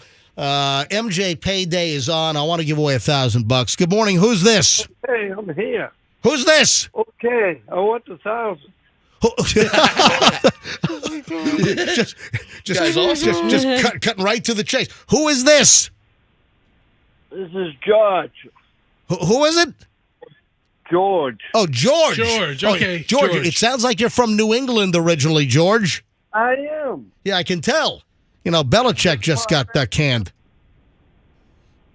I'm on from Cape Cod, Massachusetts. Well, there you go. I love your All right. popcorn. Yeah. Hey, George, I guess you're calling for the grand, you said, right? That's correct. All right, George, you are caller 105. What does that mean? Did I win? Well, Hold George, on now, George. do you know the first name of the winner from last hour? Harold. Did you say Harold? Yes. By the way, last hour's winner was 34 years old, the youngest Harold in America. 34-year-old guy won last hour, youngest Harold in America. George, Harold is correct. You got $1,000. Yeah, George. I'm going to parlay that into $20 at Hard Rock. Great. It's legal in Florida. So there you go. Take the $1,000 and go to the Hard Rock and play some craps or something. And the sports betting legal in Florida. My Chloe will not stop singing that jingle. It's a catchy jingle. It is a very catchy jingle. Hey, George, congratulations. You just got the $1,000. You're the 7 o'clock winner. Thanks to the Kemp Law Group. Accident or fall, you call Kemp Law. Hey, I can't believe it. Yeah, George. I don't win a damn thing. We'll believe it. Well, George, you just won a damn thing. You just won $1,000 damn. Thank you very much. All right, George, hold the phone, and Andrew's going to give you all the information, okay? Don't hang up, Amber, George. that's my daughter's name. What? Amber's my daughter's name. No, I said Andrew. Oh, Andrew. Yeah, you can buy a new hearing aid with the $1,000. Say hi to Amber. Yeah, I know. I should. All right, George, hold on a minute. God. George, Oh, my God. Andrew is going to pick up the phone, okay? Sure. Thank you. All right, hold on a minute. George is on 2. I am so amazed. Yeah. At the variety of listeners who are I winning. want 1,000. We have Oh my we have the gosh. widest demographic spread from 8 years old to 88 years old here on the MJ Morning Show. All right, so that was our second $1,000 today. So that was George. You got to know his first name when we give away the $1,000 next hour. It's now 7:55, so we're gonna go into the 8 o'clock hour in just a few minutes. So another $1,000 is on the way in the 8 o'clock hour. You always have to know the previous winner's first name, and you just heard it. So good luck next hour, and then good luck in the 9 o'clock hour with thousands more to give away this morning here on the MJ Morning Show on Q105. Very, very exciting. All right, moving along. This is funny. Speaking of airplanes, just one other thing here. Some guy started a website. And literally, it's ismyplane737max.com. That's a good one. So the guy, because of the door that blew out on the 737 MAX 9, the door blew out, as you know, big, huge story. And this dude starts a website. Now, this just happened. When did that happened last Friday. So it's not even a week old. This guy starts a website where you put in your flight number, and it tells you if you're on a Boeing 737 MAX 9. Now, wow. I would not be afraid to get on a MAX 9. I think this was more of an isolated incident. Yeah, I mean, there were some bolts that were found loose on other MAX 9s. Listen, fix the problem. Oh, did you see the CEO of Boeing was like crying yesterday? Oh. Yeah, he had a little presser, and he was addressing all the employees of Boeing, and the dude was like tearing up. Mm. So, obviously very emotionally invested. And yeah, I mean, you got to build airplanes where the doors don't blow out. But you got to hear this. This dude starts a website. You put in your flight number. It tells you if you're on a Boeing 737 MAX. This website has been online for a couple of days because the damn thing just happened last Friday. We found out about it on Saturday. Guy starts the website, right? So I go to the website last night, and it already says update. Unfortunately, data is expensive. This was definitely more traffic than I expected. We blew through our data plan, and until I find a better replacement, we're going to have to pause new requests. Thanks for the ride. That was a quick ride. This guy had a website active for like 3 or 4 days before, I guess, the traffic blew up. And he didn't have enough bandwidth. He couldn't afford the amount of bandwidth for all of the hits he was getting on his website. The hell? Well, then how do these apps do it then? I mean, you turned me on to this app. Well, because the Flight Tracker app. Like Flight Tracker, I pay for the gold subscription. Okay. Now, a lot of the Flight Tracker apps, the first level's free, but if you want more data, then you gotta pay. So we pay like $9.99 a year, or whatever it is, $14.95 a year to get more data. I use Flight Radar 24. That's my favorite app.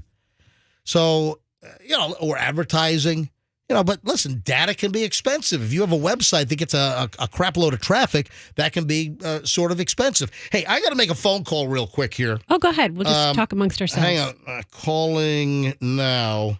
With hang on, so I put out a text to a friend of ours, friend of the show, and I said, hey, can we call you this morning? Calling now. Okay, all right, just sending him a message. Michelle's ecstatic. I ought to get Michelle on the phone. What time is it? 7:59. Let me get Michelle on the phone. Look. All right. So who are you calling? You calling your wife, or you calling the friend of the show? Well, first of all, I'm going to call. Look, every line is still ringing. Yeah. Every line is still ringing. First, you know what? I think I'm going to call. Let me call the friend of the show first. Hang on a minute. All right, and I'll give you the details of what happened here. So, all right. Is this secret? You can't tell us who you're calling? It's not a secret. Okay. Is this person a friend of all of ours?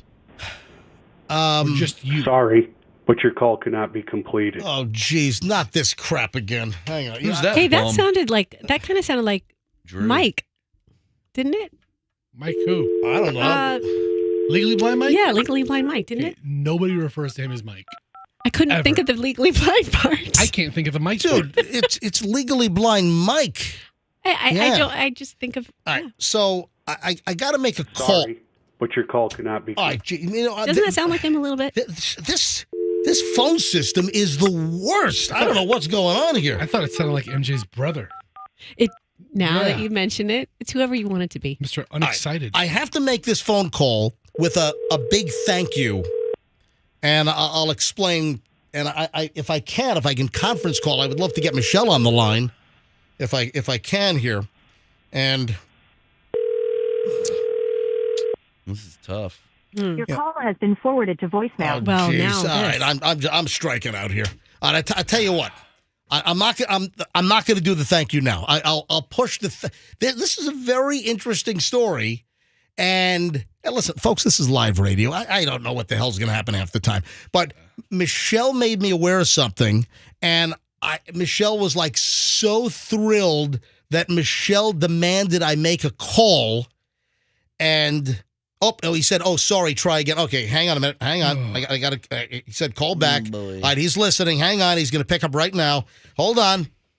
Will we know who this is when he picks up? Better Because be good. the suspense is boring me to death. Dude, calm. You know what? Fester.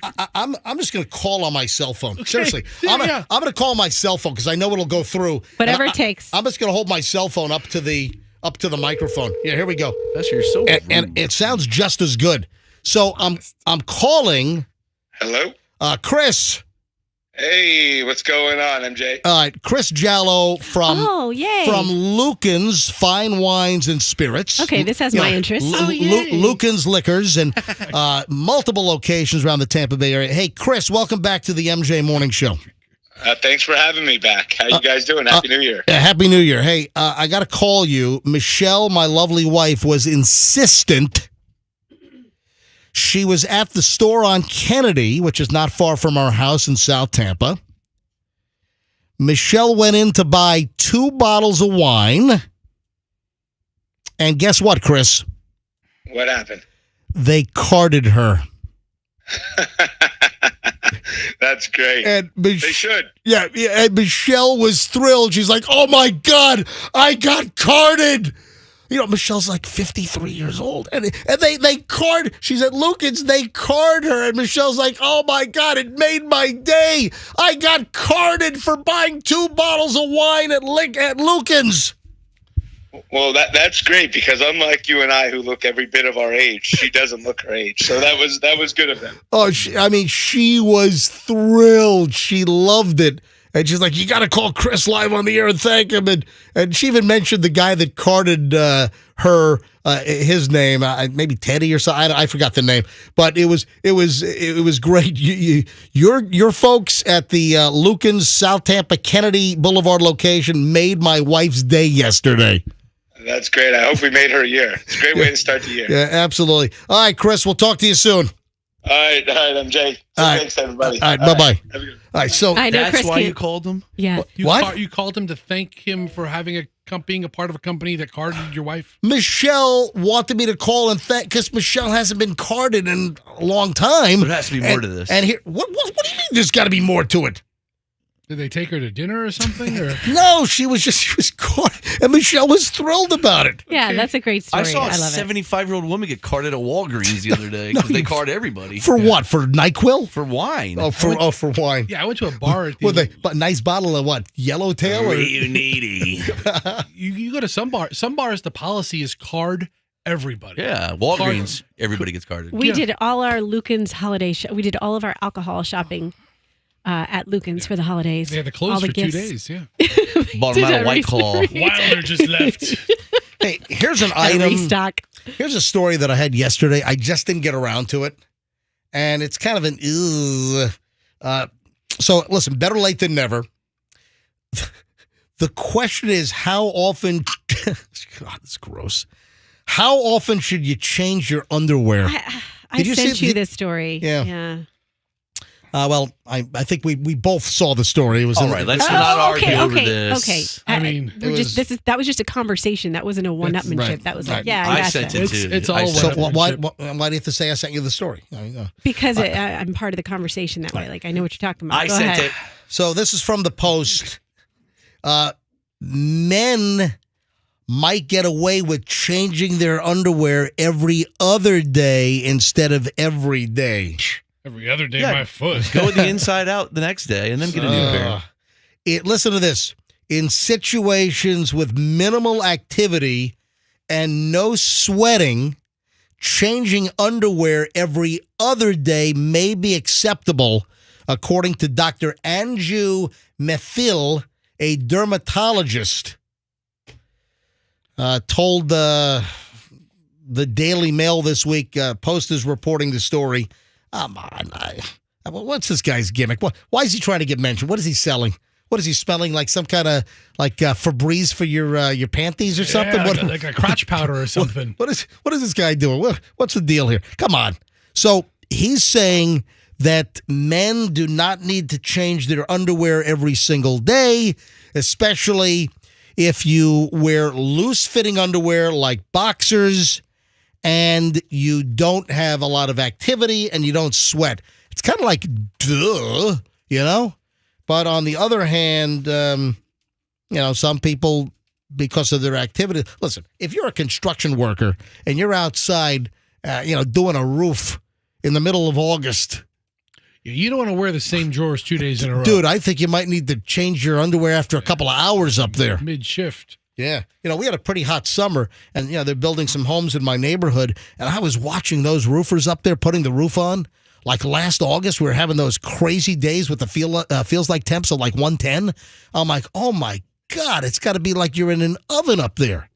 That's nuts. Yeah, so, listen, I'm a fan of changing underwear every day. Hey, I'll change underwear if I take a midday shower. Let's say for whatever reason, I'm outside working. Let's say it's the weekend. I'm doing something whatever. And I take a shower, before dinner. Let's say we're going out that night. I'm putting on new underwear after the shower, same day. Sometimes I got 2 pair of underwear for one freaking day. Hold on. What are you going in there for? Don't you wear tidy whities? No, I wear boxer briefs. You want to see them? Oh, you dropped the tidies. Dude, I dropped tidy whities a decade ago. I was wearing the, like the Hanes or Fruit of the Loom tidy whities. Now I'm wearing the boxer briefs. Now your boys are dropped. It's been a nice. Come on, Froggy. Nice. You got to go with boxers, man. Come on. Anyway, so a little underwear update. I have a bizarre story. Now, we've talked about catfishing on this show many, many times. All right, Roxanne, give everyone the definition of catfishing. When you are fishing and you reel in something and it's all of a sudden you're like, God, this is heavy. It's fine. And then you pull it up and it's a cat on the end of the hook. Do you have any idea what catfishing is? Of course I do. All right, tell us what catfishing is. The real definition? Yeah, the real definition. It's when someone pretends to be, usually it's someone doing it to a guy, pretending like they're a woman who's a hot woman who wants them, and this person doesn't even exist. Right. So, yes. So catfishing usually occurs when someone pretends to be somebody else. They'll take an image of somebody else, pretend to be that person to try to fool the individual that they're really talking to or communicating with them online. A lot of, dating scams, catfishing. Right. This is nuts. This is actually a little bit of a reverse because a lot of times it's the guys that are getting catfished by women, or maybe it's even guys that are pretending to be a woman, catfishing and using a phony image. This is the nuttiest, craziest story that I've seen in a long time involving catfishing. This is crazy. By the way, 8:09 at the MJ Morning Show here on Q105. Another $1,000 is on the way in just a bit. This is insane.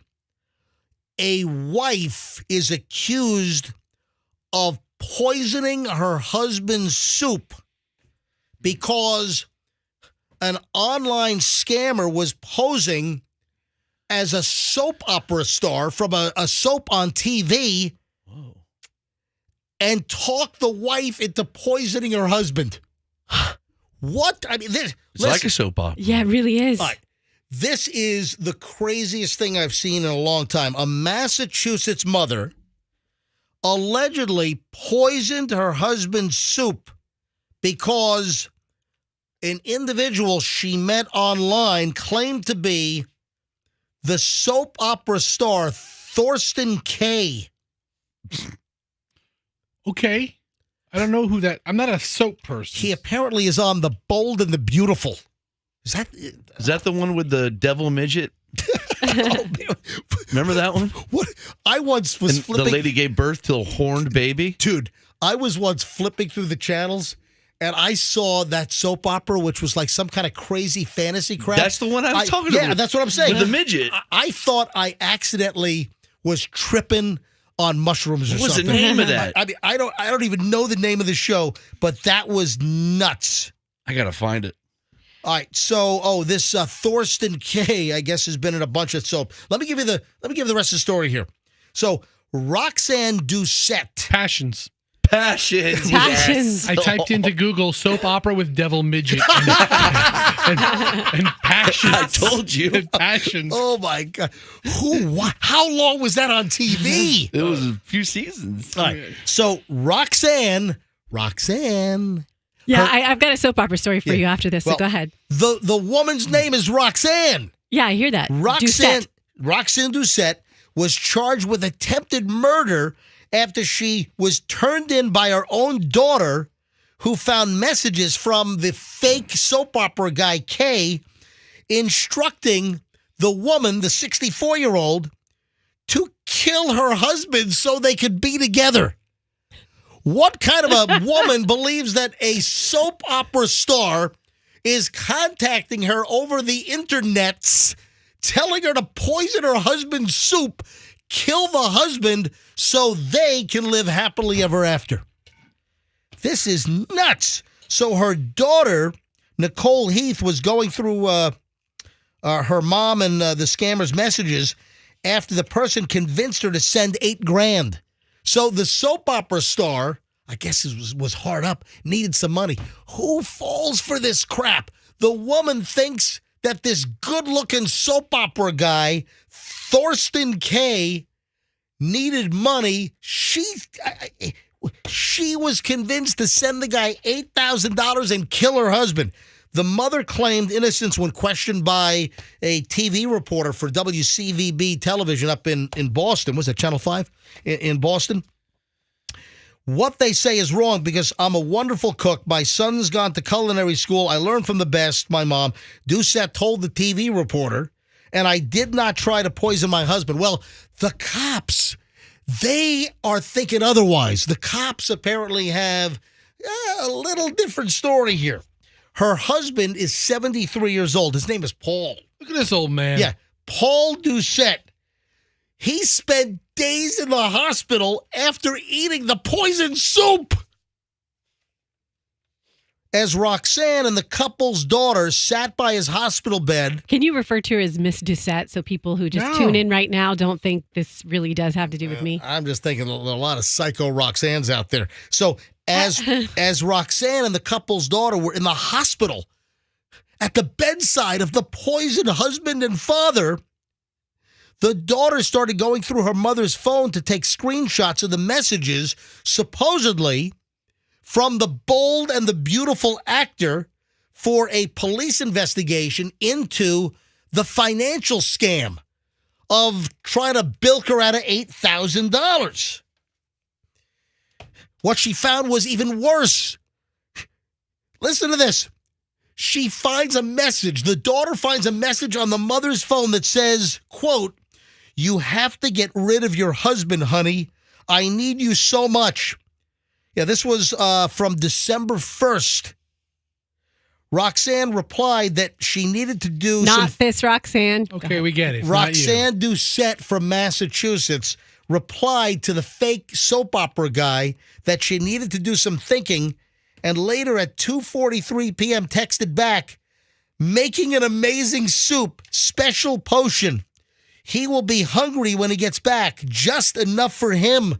So she gets talked into making the poison soup to give her husband because she thinks that some soap opera star is all hot and heavy from her, from The Bold and the Beautiful. Man, this is just out of control.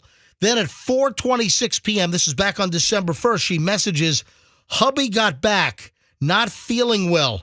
Maybe I can collect life insurance. She's texting all this crap. Honey, when will that be? The fake soap opera guy replies, to which Roxanne said she didn't know. Less than an hour later, same day, 5:11 p.m., Roxanne dials 911 to report that her husband was unresponsive. Why'd she do that? Because she poisoned his She had to freaking act soup. like, she had to act like, you know. You had to put him to bed and say you didn't know. He was rushed to the Neshoba Valley Medical Center, where his daughter remained at his side. When he regained consciousness, the daughter asked the father, do you know how you got sick? What happened? Paul said that Roxanne made him soup, and that was it. That was the last he remembers. And he said the soup wasn't very good. It tasted very bitter because Roxanne poisoned the freaking soup. Wow. The daughter then contacted the police 2 days later on December 3rd and took her mother to the police station to speak with investigators. The mom admitted to texting who she thought was the soap opera star from The Bold and the Beautiful. He'd been in some other soaps as well. He's been in a bunch of soaps. Yeah. He's like a prolific soap actor. So Thorsten Kaye has also been in One Life to Live, Port Charles, All My Children, but I guess he was never in the midget devil sorcerer. Yeah, Passions. Passions. Yes, He was never in that crazy, shroomed up good soap opera. But, man, this is nuts. So the mom then admitted to police that she thought she was in communication with this big soap opera star who needed $8,000, told her to poison her husband. Thorsten was saying that he loved me and that he wanted me to leave my husband. What's the point of the guy to do this? Why? Just to kill somebody secondhand? Well, he already got $8,000 from her. What the real motivation was the money, Yeah. but maybe such a sick turd, such a sick F that was not just getting jollies by seeing how far he could go. I talked her into sending $8,000. Maybe I can talk her into killing her husband. But who falls for I don't know. Crazy. Who falls for these scams? Who thinks that some TV soap opera star is reaching out to some haggard-looking 68-year-old woman? How old is she? 64. What and she's not. I mean, there are plenty of good-looking 64s. She's not one of them. All right, she is not. I'm just being honest. She's not an attractive She's woman. an old lady 64. Yeah, I am. She's not an attractive woman. And she thinks that some dashing soap opera star is contacting her at some small town in Massachusetts. Honey, I love you. I want to be with you. I mean, you got to have a screw loose to believe this crap. Send them $8,000, and then you got to have a whole bucket of screws loose to then poison your husband's soup. Oh, bucket. And soup. At her souffle. My soup and my soup. At her soup. This is just crazy. What does he do? Go through like fan pages of these people and then pick somebody out? Yeah, that's probably it. How they doing the scrounging, how they doing the recruiting, how Like they they look at the comments to see who's in love with this guy. Oh, I love him. how they finding the dupe, how they finding the sucker to go for this crap. Facebook groups. Who has Thorsten Kaye come out and given a response? Yeah, that's a when good was he question. made aware of this? I don't know if he probably. Are we sure it's not him? I'm guessing probably through the news reporting. That's probably when he first became aware of this. Right now, he's like, damn. I finally crushed made la- the headlines. Crushed the laptop. So the daughter had already seen all this questionable crap, right? So they go to the police station. The cops start interrogating the wife who poisoned the husband with the poison soup. What also we don't know is, I don't know. I didn't see exactly what the poison was, and we do know the toxicology that was run by the hospital. It was negative for opioids, cocaine, and alcohol. Those were the only things that were tested. So I don't even know if they don't have any of the soup to test. She probably put like rat poison or some kind of insecticide, or that's probably what she put in this crap in the terrible soup. So the police then go through her phone and her iPad at the police station, and then they attempted to take her into custody for interfering with the investigation. Then how can it get better than this? During the interrogation at the police station, she kicks the detective in the crotch. Just gives him a crotch kick. Jeez. So she was charged with intimidation of a witness, resisting arrest, assault and battery on a police officer, in addition to attempted murder. She was also hit with violating a protective order after she sent a letter to her husband, supposed to have no contact with Paul. She's due back in court today. Roxanne is due back in court today. Not this Roxanne. No, we found a crazier one. I don't Believe know. it or not, there's a nuttier Roxanne out there, and she's up in Massachusetts poisoning her husband's soup, thinking she's about to get it on with Thorsten Kaye, a soap opera star. I cannot top this nuttiness and this rabid behavior over, watching soaps. But I can tell you that I grew up on soap operas. Like, I've been watching soap operas since I was 1 day old, right? Not anymore, but as a kid. All my children, One Life to Live, General Hospital, all day, right? We'd come home from school, high school, middle school, watch soap operas all day with my mom. And so when I got a little bit older, I happened to just randomly become friends with this guy who was on one of the soap operas that we watched, One Life to Live. How did you randomly become friends with a guy from One Life to Live? Because I was hanging out with people in Miami who he was, and we just became friends. So he ended up, he's on this show. I went to New York. He was like, Roxanne, come see the behind the scenes. So he invites you to, which one? This was One Life to Live? One Life to Live. Right. And What's his name? Who is he? David Fumero. So Is he still? Dude. He's big. No, he's David Christian Vega on One Life to Live. Is David Fumigate? Is he still in the soap business? He's an actor. He's out in LA. In any case, really nice guy. David Fumega, it's just not a household name. Has he done anything we've seen? Will you let me get to I'm that? sorry. He's married to a very prolific actress named Melissa Fumero, who's on Brooklyn Nine-Nine. Oh. So I'm sure if you watch that show, I'm sure you've seen her. In any case, I went. Is she kind of the sarcastic, the kind of the brunette, the snotty one? I think she's a little like I don't watch it that often, but maybe a snarky brunette. I don't even think it's on. Is it on anymore? Did David Fumero try to do it with you? He's like, Roxanne, you just have one life to live. Did he try to? Did he make a move on you? Roxanne, no. That's not what this story is about. Like sands through the hourglass, so are the days of our lives. These are the days of Roxanne's sex life. We have one life okay. Can we get to this point of this story? Yes, please. Can he put his sand in your hourglass? Do you know how they got the name The Bold and the Beautiful? And he goes, zip, and it's like, no. Right. I went to his wedding, okay? And at his wedding, there were all the characters from One Life to Live because his bride-to-be was on the show as well. Were you jilted that he didn't marry you? Were you a jilted would-be bride? Roxanne. MJ, I can't even tell a story around here without their ridiculous. We could have had our child at General Hospital. Listen, I'm just curious. This has nothing. But did he make the moves? No, we're friends. We actually ended up. He put me in touch with someone who I bought my dog from. Like, we're friends. He invited me to his wedding. We're friends. Roxanne, okay? I can't marry you, but I can refer you to a good kennel. I have a breeder. Listen, I have a breeder for you. Obviously. Yes. And I know a devil midget. Obviously. But I was When's the last time you talked to the guy? Yeah. A couple days ago. Really? Yeah, because a mutual friend. You still talk to this dude? Not on the phone, but. All right. But in any case, his wife is lovely. She's amazing. She's my friend.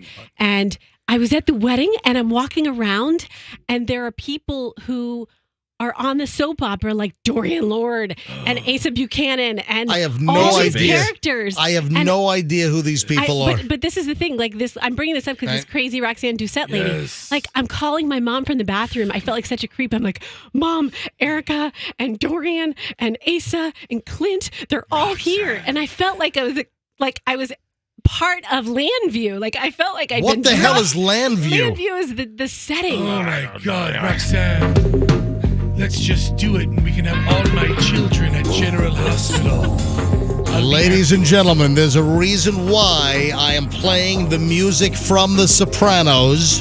Better be a good one because I had some mad soap opera jokes. Sure you did. Can you believe it's the 25th anniversary of the debut of The Sopranos? That's crazy. 25 years. Okay. You know, the two kids from the show do a podcast together, and it's rather entertaining. They talk a lot about the show. I just heard from my buddy Bobby, the insurance dude, yesterday, and he just started watching Sopranos again. And the same thing that everybody says. So he's already, a bunch of episodes into season 1, rewatching Sopranos, and everybody says the same thing. Oh my God, I forgot how good this was. Or you know what the other thing? Man, this holds up so well.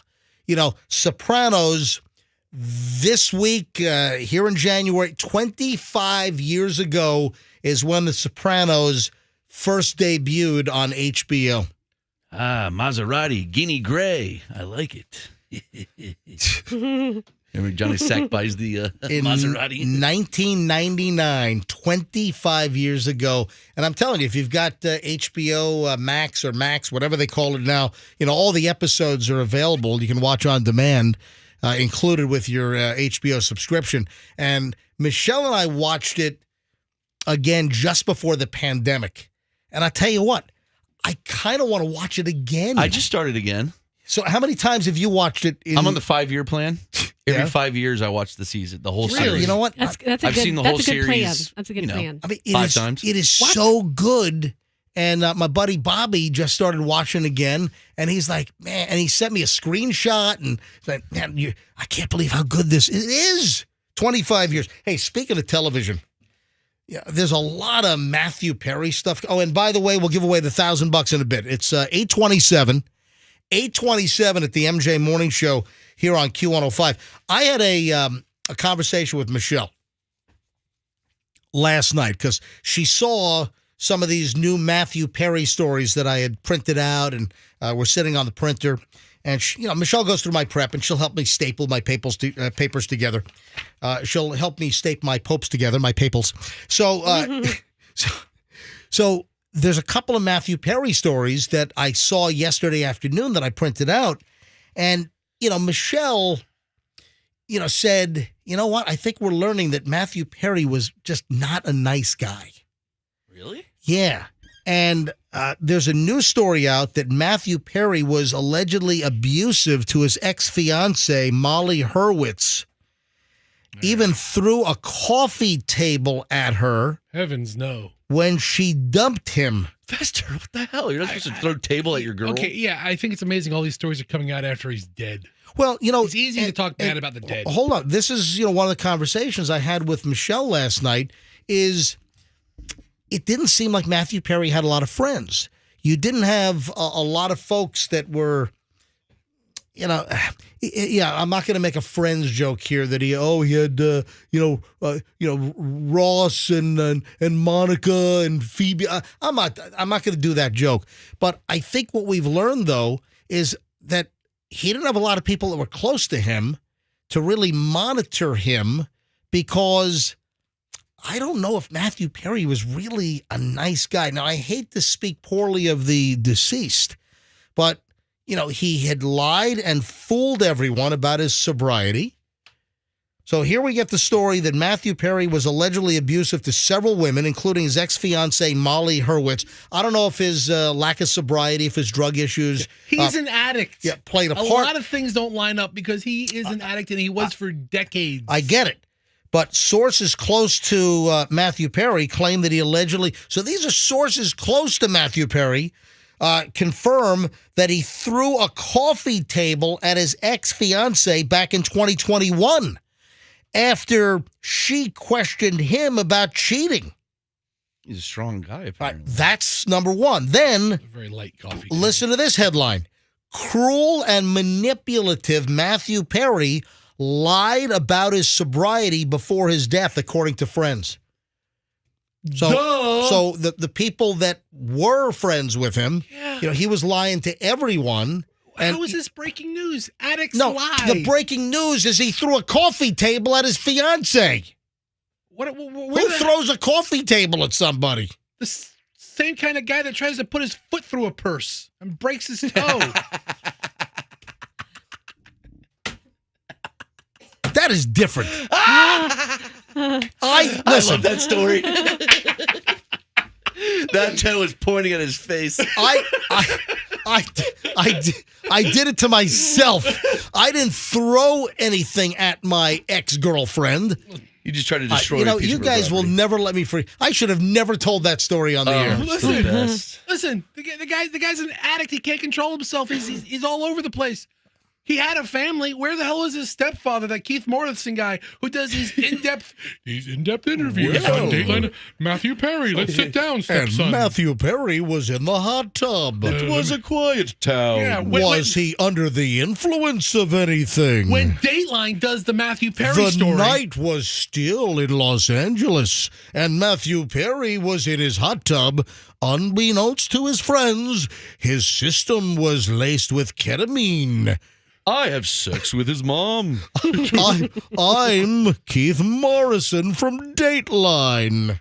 Honey, maybe we should have an intervention with Matthew. By the way, we're doing Keith Morrison, the Dateline correspondent, which everything sounds like this. But that was or I don't know how that works, but Matthew Perry's stepfather. This is so crazy. Yes. I mean, he's an addict. I mean, he has erratic behavior. Yeah, he did. His whole adult life. Yeah, but he lied about his sobriety. And, even the friends from the TV show said, oh, no, he was happy and he was sober. No, he was not. He had freaking cat tranquilizer, ketamine in his body. Whatever the hell that stuff is. Do they still? Early on, they used to call it like cat tranquilizer. Special K. Yeah, Special K. Because all these addicts were breaking in. This goes back to like 1999, 2000 or whatever. And addicts were breaking into vet clinics to steal ketamine into veterinarian offices. Is that stuff? I wonder what that feels like. Let's get some. Call Matthew. Come, Froggy. Stop it. I'm just kidding. I know people who have done that before under the care of a doctor. Hold on. Yeah, some people use it. I don't know how. It has a medical purpose. Oh, yeah. What's that? Tranquilizing cats. Meow. I heard it cures micropenis. All right, Froggy, really? I had to get it in. Yeah, maybe you should get it then. Got $1,000 to give away here, folks, in just a few minutes. Keep listening to the MJ Morning Show. We'll tell you exactly when to phone in to win the next $1,000 here on the MJ Morning Show. The 8 o'clock grand is still pending. And then we'll give away another $1,000 next hour in the 9 o'clock hour. So stand by. Now, Roxanne, would you like to talk about taking your kid to the wrong doctor? I don't understand this. Well, Roxanne sends me an email last night that she made a doctor's appointment, gets to the doctor's office, and she's at the wrong doctor. Yeah, I'll tell you what happened. How do you make an appointment and go to the wrong doctor's office? Okay. Oh, happens to everybody. Oh, yes. Was there here's the deal. any ketamine involved? No. right. It was Daviana's little checkup. Daviana's your older one or your younger one? The baby. The young All right, so that's your, 4-year-old now? Yes, she just turned 4. Just turned 4. She had her well baby checkup. And I went to the doctor with her yesterday. And so there are 3 locations for this particular doctor's office. There's a Trinity location, a location that the physical address, I'll have to check what it is, but I think of it as Oldsmar because it's in like the Boot Ranch Plaza. And you accidentally went to the Augusta, Georgia location? Is that what happened here? No. And then there's their newest satellite office, which actually is in Oldsmar. And so I got my little, reminder of who the where the doctor's appointment was or who it was with. And I went yesterday and I got there and they're like, you're at the wrong doctor's office. So that's what happened. So it's not like I completely went to a different doctor. So it's not like you were going to the pediatrician and you ended up at the proctologist. Exactly. However, the funny part is I was just there. How many locations does your proctologist have? I don't have a proctologist. I'm sorry. Tell us about your proctologist. I just want to. If you're assuming we all have proctologists. I don't have a proctologist. I need one, though. I do. Yeah.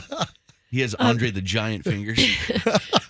Yes. But the funny thing is I had just been there over break with my older daughter, and some guy came in and was like, she told him the same thing. You're at the wrong Oldsmar office. And I sat there and thought to myself, what a dummy.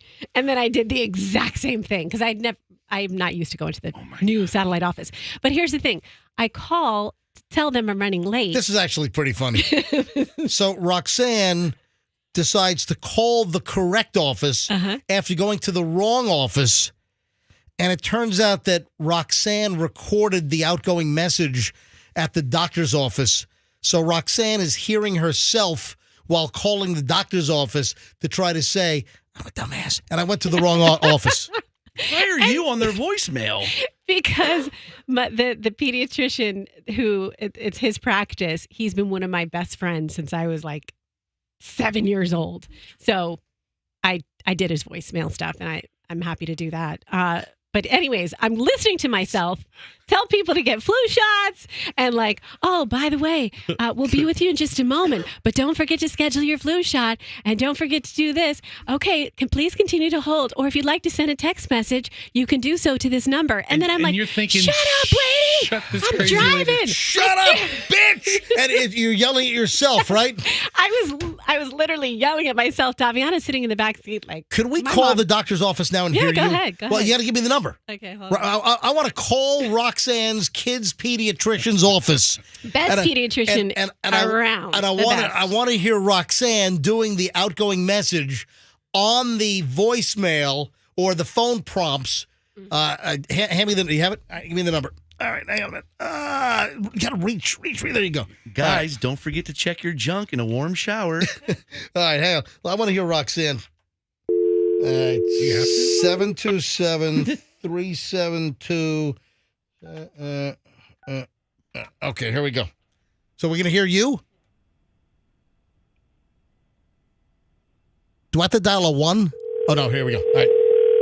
Are you sure that the voicemail picks up? Sorry. You must first dial a 1. My son of a... How do I know when I have to dial a 1 when I don't have to dial a 1?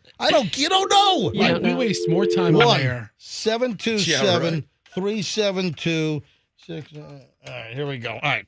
I just dialed a 1. Now it's going to tell me, we're sorry. You don't Hello, and thank you for calling Eastlake Pediatrics. If this is a medical emergency, please hang up and dial 911. Please remain on hold for the next available representative. It is. It's Roxanne. Help! My wiener's on fire! Help! Hello? Oh, Sorry. I think she heard you say your wiener's on fire. All right, no. we got it. All right. Oh no! I just dumped that. I just dumped that because They answered. The person actually picked up. She said hello Yeah. right before you said my wiener's on fire. I know. I had it down. I'm like, my wiener's on fire. And then, hello. Better get in here soon, sir. Yeah, Roxanne, that was you. Yeah, that was me. I mean, you can go through all the prompts. I'll tell you to get your flu shot. I'll tell you all kinds of fun stuff. Thank you for calling. Hey, you sound like the movie phone guy. Yeah, you might have been a little amped up on that. I asked for direction. I was like, what do you like? I gave They're some like, have you heard of this guy, Hal Herman? You were a little yuckulated. Dude, I, like, you know what it was? It's not that she was yuckulated. Is that she sounded like Roxanne AI. Oh, thanks for calling. Hey, thanks for calling. If you have an emergency, I don't know, your wiener's on fire or something, press 1. It's a kid's place. It's a pediatric place. Oh, guys, wieners aren't on fire. Guys, listen. What time? 8:39. All right, I'll give away the $1,000 in a second. Guess what my mother-in-law gave me for Christmas? Haven't discussed this yet.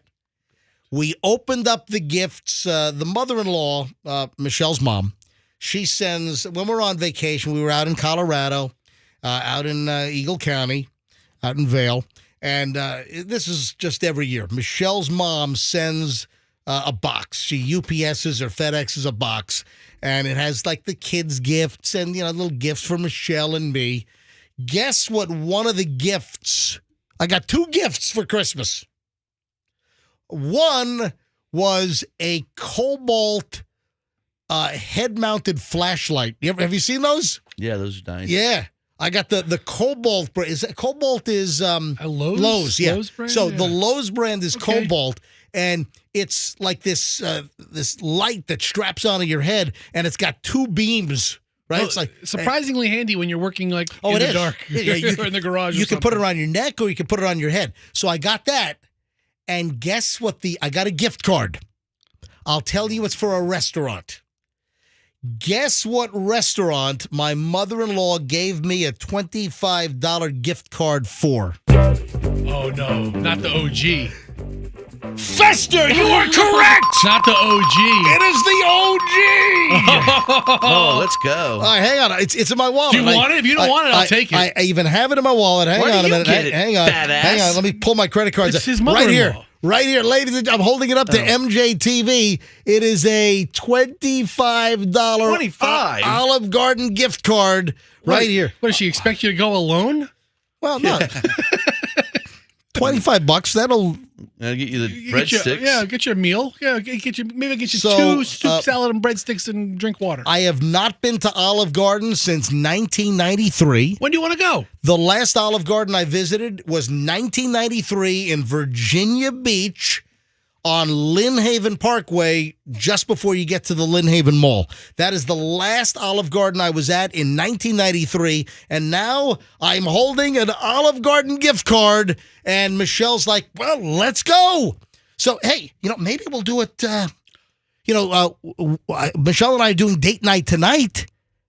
Ooh. Maybe we'll do Olive Garden date night tonight, and I'll use my gift card, and I'll give a full review of what do you mean? Ugh. Yeah, what's Froggy? I mean, you're going to eat breadsticks and then use your breadstick. All right, Frog, what is the matter with Date you? night? Ugh. Olive Garden. What is wrong with you? Olive Garden doesn't have that romantic allure that other places might have because you get so carved up there that you don't want to do it afterwards. Oh, you know what? No. I'm going to go somewhere else for date night tonight with Michelle. Okay. I'll save this for Valentine's Day. Oh, my God. Oh, wow. Valentine's Day at Olive Garden with my $25 Olive Garden gift card. How many years have you been married? You are turning into such an old man. I got a gift card for Valentine's Day. All right, here's the deal, folks. I got $1,000 right now. Maybe I'll even throw in this $25. Your $1,000. Your mother will be pissed. $1,025 right You now. can't give away. I'll you give can't away. give away. I'll that. give away the $1,000 plus the Olive No, Garden don't do it. $25 gift card. All right, so just $1,000. Let's go. We'll go with caller number 75. Caller 75 right now. If you're the 75th caller at 800-990-1047, you win $1,000. You got to know who won last hour, though. So it's a twofold deal.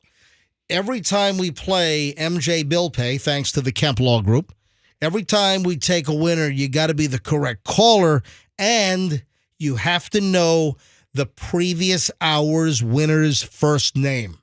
Who was it? Be the right caller right now. Win the next $1,000 with MJ Bill Pay as we are paying off your bills that you ran up during the holidays. I got bills I gotta pay. So you better listen to me, MJ. Yeah. All right, so 800-990-1047, 800-990-1047. What did I say? Caller 75? I said 75. Yeah. I think you did. Yeah. Yep, caller 75. I change it every time. So caller 75, 800-990-1047. Good luck from the MJ Morning Show here on Q105. And we will take the caller live, as we always do. We take every single caller live on the air here on the MJ Morning Show. Yes, Fester? No, I'm just thinking No, about it's like clearly you have something on your mind. No, Roxanne's story about going to the wrong doctor yesterday. I had a remarkably similar scenario happen to me last night. We ordered out pizza. You went to the wrong pizza shop? I did. Oh, no. Because, we go to a very, very classy pizza place probably once every couple of weeks. Yep. Domino's. Yes. And I went to the right street, but the wrong location. So this Domino's has multiple locations on the same road? Florida Avenue. It's a big road. You say Lard Avenue? Florida Avenue. Oh, Florida Avenue. Florida Avenue. No, he lives on Lard. I live on Lard Avenue, yes. 6968 Lard Avenue. That's my house. Come on over anytime. So anyway, I put on the online order, and I did it like at a stoplight, so I couldn't really see exactly which location, but I saw Florida Avenue, and I put in the order for my 2 pizzas, right? And I go to the store that I always go to, and I walk in, and I say, hey, what's your order under? And I give the fake name that I always use whenever I order a pizza, and nope, we have nothing here for that under that name. I was like, no, I put the order in, I put it on the app, and the guy looks, he goes, sir, that location's like 15 minutes south of here. Hold on. 15 minutes? Well, from Bears Avenue to Hillsborough Avenue. Oh, yeah, that's a little bit of a trek. Yeah, so he's like, oh, sorry, you did that at the other location. So did you go all the way down there to pick up your pizza? So you get the pizza home, it's all cold and cheese is stuck to the roof of the box? So what's the end of this amazing story? Is there a payoff here? Yeah, what is it? No. Or am I just going to pay off the $1,000? You got no payoff to your story. Well, what a dud. I'll tell you what I did. I called the Domino's Pizza and told them I was a dumbass and ordered at the wrong store. Why are you telling us this? Because it reminded me from Roxanne's story of going to the wrong doctor. Yeah, but her story was good. Yeah, next time you question my content, I'm going to bring this this is just issue sharing. up. This is just sharing. Listen, in your face. If I want AI Roxanne, listen, my face She nothing. got you, boy. Do you know what the great folks? Making you look like 100 yards of horse's ass. Do you know what the great folks at Domino's Pizza did? They canceled my order and gave me my money back. Ba-dum-bum. And if you call the Domino's Pizza, you hear Roxanne, hi. If you'd like to order a cheese pizza, press 1. Yeah. If you'd like extra cheese, press 2. Make sure If you're you not want a flu shot with make your sure you're cheese not a pizza. total tool going to the wrong location. If you like sausage as much as I do, press 3. Hey, there is I something. do like sausage on pizza. Sausage and pineapple. Go ahead. There is something gross that I've been noticing, and I brought this up, and Roxanne concurred, and something is happening. I don't know what it is, but there is an influx of grossness that's occurring. In the world So of wait. You noticed this too? I noticed. I made a comment to Michelle, and then you brought it up to me, and it's like, boom. Yeah, there is a grossness that's going on. I've noticed it incessantly lately in the Tampa Bay area. I don't know why, but it's gross. I'll explain what it is next, but first, I shall pick up a phone line. Hi, good morning. Who's this? This is Teresa. Teresa? Yes. Teresa, where are you calling from? Plant City. Teresa in Plant City. And why are you calling the MJ Morning Show right now, Teresa in Plant City? For the bill pay? Yes, MJ bill pay. And do you know what the prize would happen to be? $1,000. $1,000 is correct. Teresa, you are caller 75. Get out. No, I will not get out. This is my studio. It's my show. I'm going to stay right here until the very, very end. All right, Teresa, can you give me the Elaine Bennis shove? Get out! And, push me. All right, so, Teresa, you are 75. If you can tell me who won the $1,000 last hour, you have $1,000. I think it's George. You think correctly. George is it. Teresa, you just won $1,000. Yay, thank you so much. $1,000 yours. MJ Bill Pay from the MJ Morning Show. And, of course, brought to you by the Kemp Law Group. Accident or fall, you call Kemp Law. I got bills I gotta pay, so I'm gonna Thank you so much. I appreciate it. Now, Play the song, man. I'm guessing that you have bills you got to pay, right? Oh, yeah. Well, guess what? You got $1,000 to help out with that. Teresa, thank you for listening to the MJ Morning Show, hopefully every day. Thank you. Oh, I've been listening since I was a teenager. I've been listening to you since MJBJ. Yes, sir.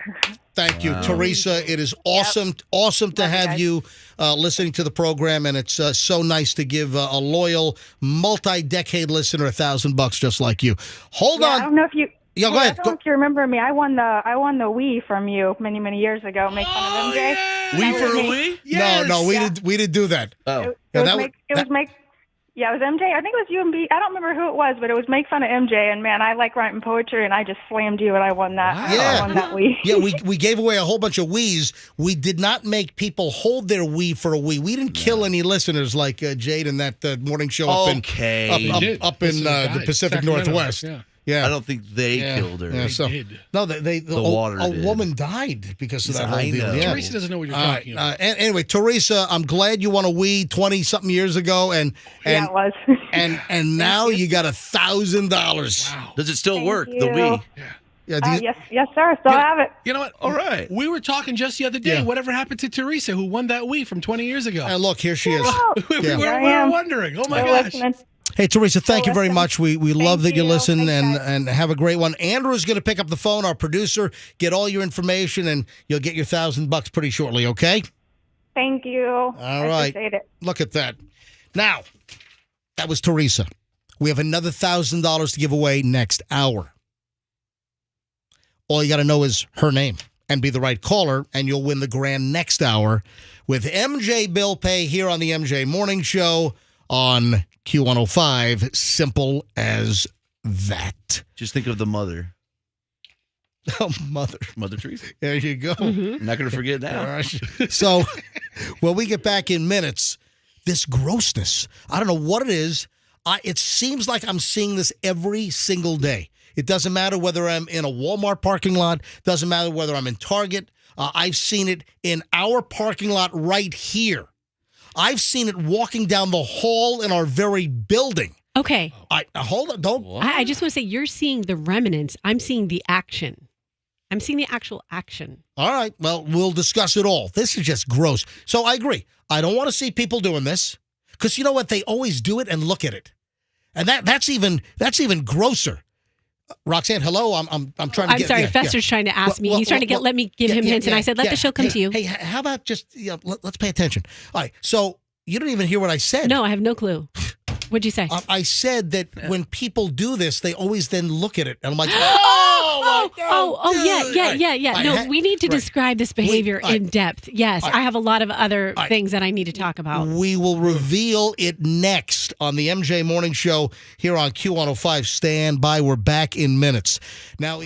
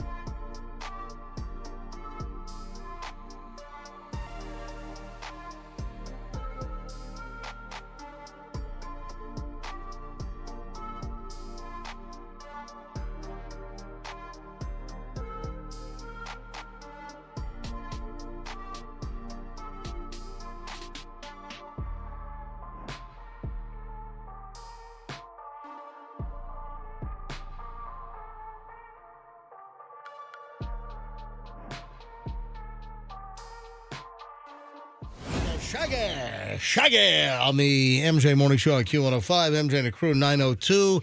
So now officially in the 9 o'clock hour, so at any point I could give away the next $1,000 here. I'm just going to pick up a line just for the heck of it. Hi, good morning, MJ Morning Show. Who's this? This is Evelyn. Hey, Evelyn, welcome to the program. Now, why are you calling right now? To win $1,000. Yeah, we gave away the 8 o'clock money about 12 minutes ago. So we are, okay, I missed it. yeah. So Evelyn, we gave away the 8 o'clock, but I wanted to pick up because every line is still ringing in here. The contest response has been ginormous, obviously, but we are in the 9 o'clock hour, Evelyn. So we are going to give away another $1,000 this hour. Okay, awesome. All right, but Evelyn, I'm sensing a potential problem here because if you're still calling in, you didn't know that we gave away the 1,000, and you might not know the winner's first name that just won. I think I do. Oh, I don't. Oh, so if you do, then just hold on to that name because I'm going to tell people to call in at any point this hour for the next $1,000 with MJ Bill Pay. Okay. Perfect. Thank you so much. I appreciate it. Evelyn, thank you for being a valued customer here at the MJ Morning Show. Thank you. I appreciate it. You have a great day. You too. I hope you win. Bye. Thank you. Bye, Evelyn. All right. I have a box that I did inspect. I have gifts for the entire crew. Wow, that's a new one. Well, Not from you, right? no. This is a listener sent in a gift box. Oh, of course. And there's one for each of us inside the box. All right. So hold on. I'll explain in a minute. First, though, the grossness enveloping Tampa Bay. What is this? I'm just noticing this everywhere. And then Roxanne, she notices that people are just doing it in public. Yeah. And it's like, ugh. Let me tell you what I'm noticing all over the place. I saw one, let's see, today is Thursday. Put some gas in the car on Monday, right at the gas station. On the ground. I'm standing there. I got the nozzle in my hand. I'm filling up the X5. And right there, I'm like, what? I've seen them recently in the hallway. I've seen them just walking through Walmart or Target or so. And then Roxanne has seen people do it. And the gross thing is that when people do it, they'll then pull it out and look to see, what did I dig out? Just the faces you make. Like, yeah. All right, Fester, do you have any idea what we're talking about? I mean, you're giving more hints, so I'm getting more and more ideas. Yeah. I mean, I was way off when you first said disgusting, but now that I'm honing it in, is it booger pickers? No. Right, you know what? I'm dumping. No. I just dumped that. What? I just dumped that. Yes, enveloping Tampa Bay. I don't need Haven't that. you noticed? I don't need that at 9:05 in the morning. Come on. Okay. Come on. Just people who investigate the inside of their nose. Is that better? Dude, edit yourself. No, it's those flossers. Yeah. Those plastics flossers. It's the flosser stick, and it's got like the U shape. Yeah. It's got the little piece of floss, and it's instead of using just the straight floss that you unroll from the reel, you've got those little plastic flosser sticks. Which, by the way, I'm sure those are killing our oceans. It's getting a lot of plaque out of the teeth of fish, is what it's doing. Let me tell you what's going on. I'm seeing these things everywhere. People are like flossing everywhere, and they're just dumping them. These little plastic flosser sticks are like the new cigarette butts. Yeah. Or before, when I was a kid, the pull top. You know what the biggest revolutionary deal was? You know what I thought was the most incredible thing of all time? What? When I was a kid, little kid, the soda cans, you would pull the tab off, and the tab would come off. The tab was never connected to your Coke or Pepsi can or your Orange Crush or whatever. Back in the day when I was like 4 or 5 years old, a little kid, the soda can tabs used to come right off. And then like in the mid 70s or something, I'm like, I don't know, 7, 8 years old. Maybe you can look it up. That's when they invented, and that's when it became an industry standard, that the pull tab on your soda can remained intact. It became part of, but that used to be a scourge. Those soft drink pull tabs. You find a lot of those metal detecting. They used to come off. Yeah. And those were ubiquitous. They were everywhere. Like the most litter around were the soda pull tabs that were just discarded everywhere. And then, all right, Festive had a timeline. I'm looking for this 1975. the Stay tab introduced by a company named Falls City. Yeah, so it was, I guess, back at it, like I said, mid 70s, and that was the coolest thing. I thought that, man, this was as big as the moon landing. Was when the soda can tab then stayed on the can. Rox, do you remember the ones that pulled off? Nope. Yeah, the beer that's cans. right. I'm sorry. You're only 26 years old. Oh, the beer cans No, have them. I remember my uncle drinking like a beer that did that. Yeah, Coors. Yeah, all the beer cans, the soda cans. I find those constantly. But these days, it's these stupid. Listen, they're not stupid. I have them. I use them, but I don't throw them on the floor on aisle 5 in Target. I don't throw it in the hallway at our radio station. I saw one like on the floor in the hallway. Someone flosses their teeth and I'm done with it. I'm just going to throw it. But people. Where was it at? I got a piece of beef jerky I need to get rid of. No, but the crazy thing is, okay, so about, I don't know, maybe 10 years ago, I was at sort of a meeting thing and this guy flossed his teeth in front of us. And I just remember thinking to myself, who does that? Yeah. Right? This is like 10 years ago. But okay? now, here we are. For whatever reason, these little plastic flossers, the one-off flossers, they've become ubiquitous. Everyone's using them. And now it's become just customary, or people are just too comfortable. People are just, where was I? I saw it at a fast food restaurant. I mean, this was on Sunday. So Sunday, I took Chloe to Tackle Shack. So, Chloe and I are getting ready at the end of the month. We're going to go on a big scuba trip. And I needed to get a couple of new things. I wanted to, update my my BC. So I'm over at Tackle Shack in Pinellas Park getting my, my new scuba gear. And on the way home, Chloe's like, I'm hungry. Can I get some tenders? So we stop at PDQ. And PDQ, full disclosure, I'm a small investor in PDQ. Best chicken tenders, best chicken sandwich in America. Waffle fries are the best at PDQ. So we're going at the PDQ, and a guy's walking out, and he's flossing as he's walking out. But to your point, Roxanne, people are like in public now, just using these flossers.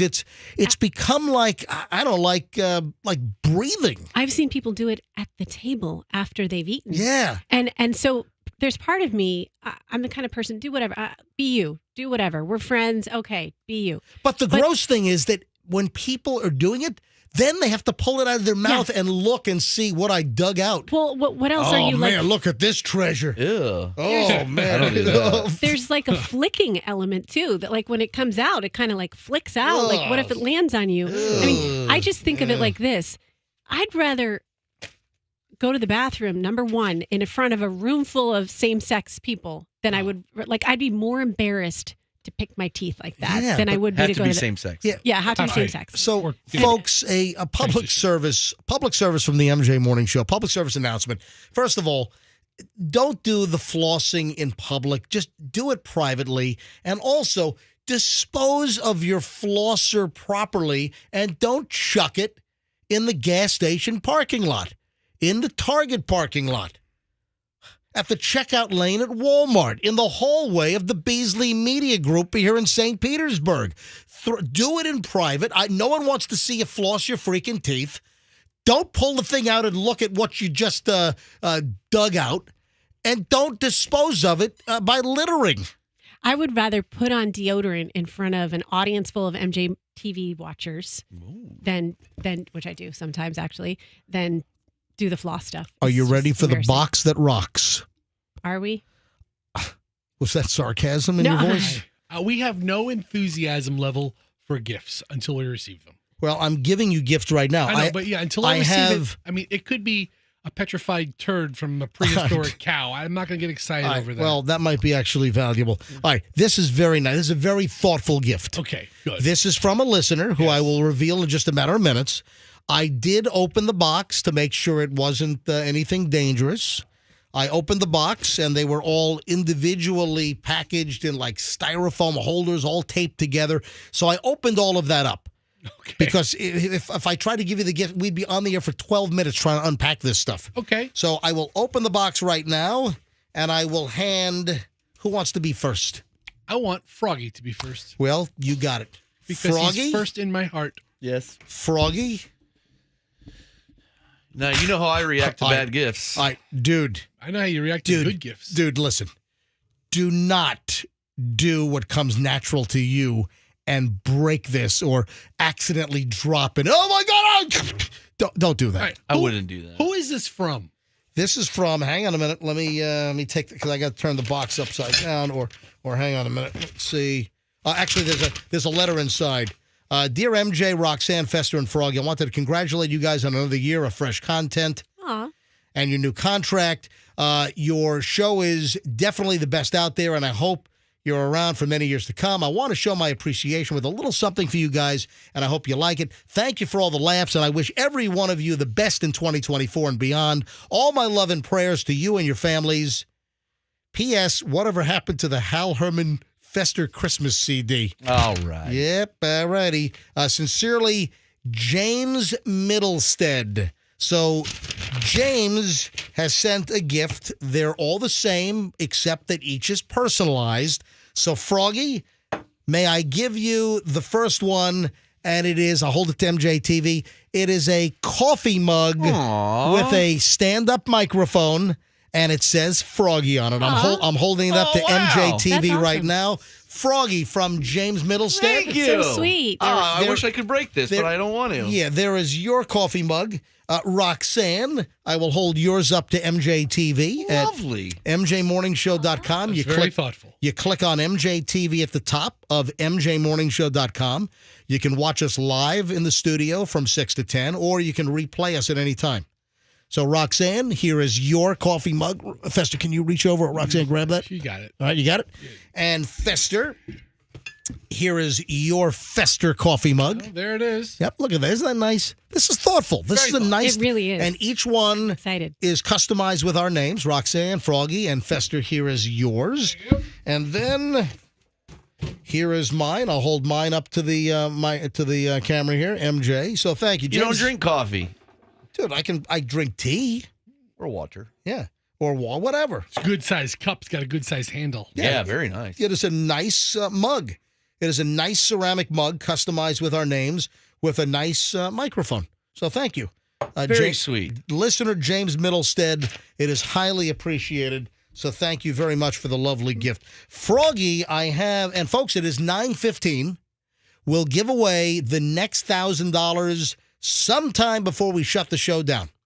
So we typically shut things down about 9:45-ish or so. So sometime before that, I got to have enough time to solicit and take the winner live.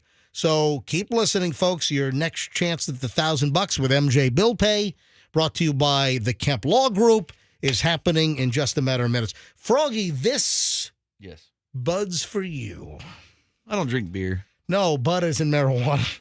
Oh, that Bud. Yeah, that Bud. Hanging with my buds. Got a couple of things here. You know, Roxanne and I, we lament this type of situation because, you know, one day there's a story about something being good for you. Then the next day, the story is the same thing is now bad for you. And I got like a double whammy yesterday. So the first one, Froggy's going to be like, yay! So the first story is there's a study. Yay!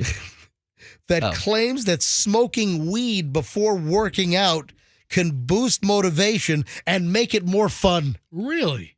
It's like that for a lot of things. For me, before I do the yard. So if you're as high as that's great. So I've got you operating a dangerous lawnmower while you're high on pot? Usually barefoot.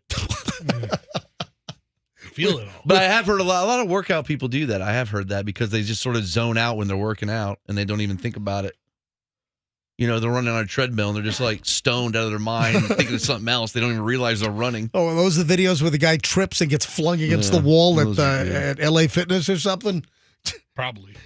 But the story is that THC and CBD allegedly improve motivation and enjoyment in the gym, according to a new study. Wait a sec. I thought that smoking pot just dulls you and actually reduces motivation. Well, there's different kinds. They have kinds that pick you up. They have kinds that put you to sleep. Yeah, I mean, daytime, it nighttime. also depends on the person, what kind of person they are when they doob up. You know what? Willy Wonka needs to come out with like the everlasting pot stopper. You just suck on it all day and you're high all day. Give me that. That's it. Well, they have like chocolate bars, don't they, Frog? That are like the ones that you ask me to get you all the time. Yeah, the ones I always ask you for. Yes, dude, you're eating edibles. Well, no, because Froggy doesn't get them for me. Who's not high on this show? It's a Froggy. Wait a minute, the Christmas gift I gave you? The Christmas gift you gave me, those were lame, by the way. Oh, wait, hold on. Fester, you're doing edibles? Not doing them. He's entitled to do an edible here or once in a there. blue moon. I doubt you're just looking at them. Once in a blue moon, put you to sleep. That's right. You're welcome, by the way. Is it safe for your myasthenia gravitas? Sure. Gravitas. You mean the myasthenia gravis? Yes. Yeah. Probably is. Probably helping everything. Researchers found that cannabis is not a performance-enhancing drug, but it can improve motivation and enjoyment. Again, I thought that smoking pot just made you all kinds of like just dopey and lazy and dumpy. And it's a new day, dude. There's successful businessmen out there working all day, running to their car and going inside. Lawyers, like Elon, doctors, like Elon Musk, just like Elon. People in Congress, I'm sure, is going out to the rotunda. Yeah, I mean, come on, what is this? How the hell did they test this? A little more detail here. About 80% of cannabis users have mixed weed and working out. New study reveals that there could be some method to the process here. Researchers at CU, University of Colorado Boulder, conducted a first-of-a-kind study that found smoking weed before hitting the gym increases motivation and enjoyment.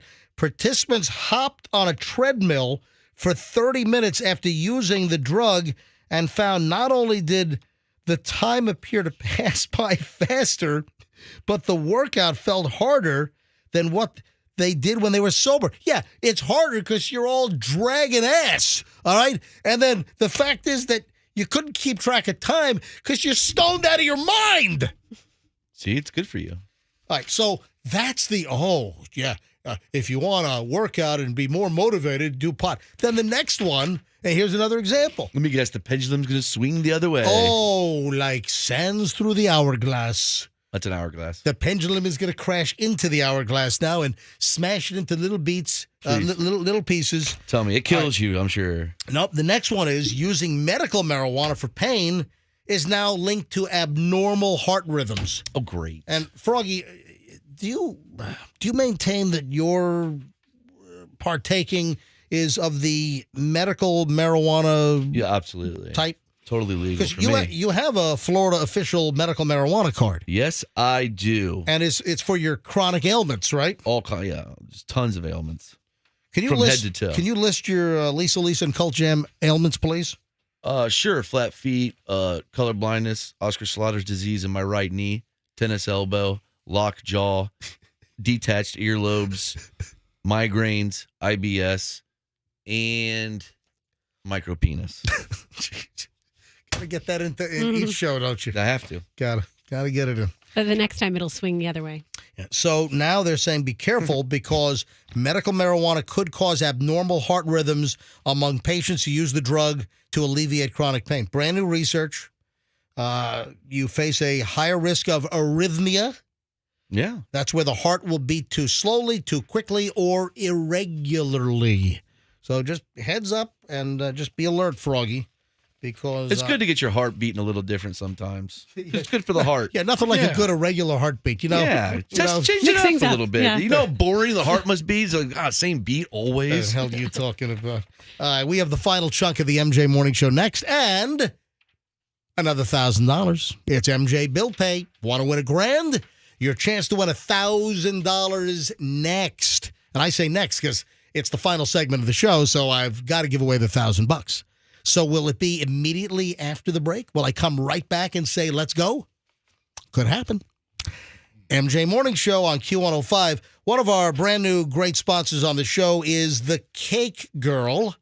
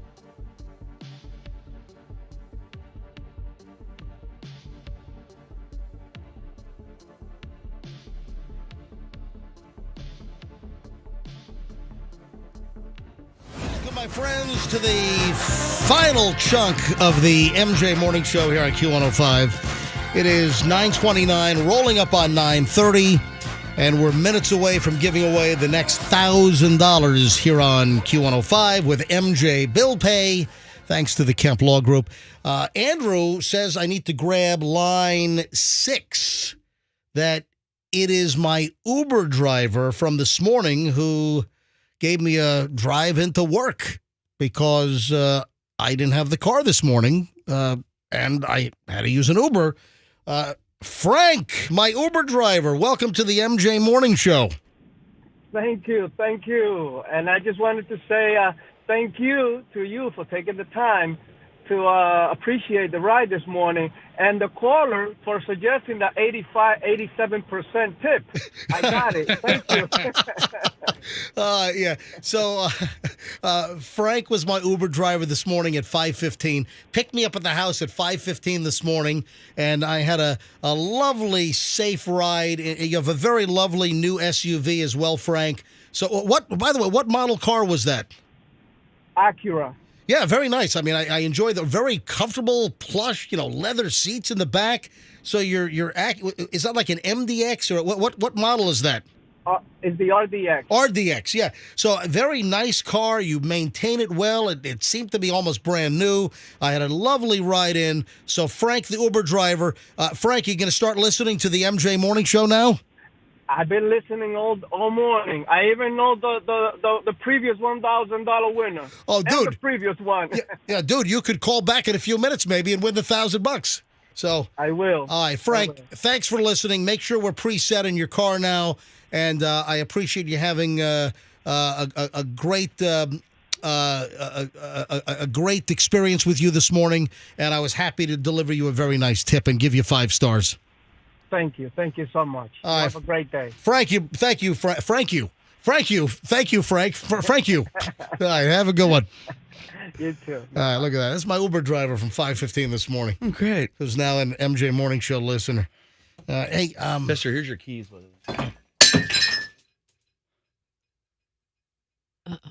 What? You son of a bitch. Dude, did you just break Fester's mug? I didn't mean to.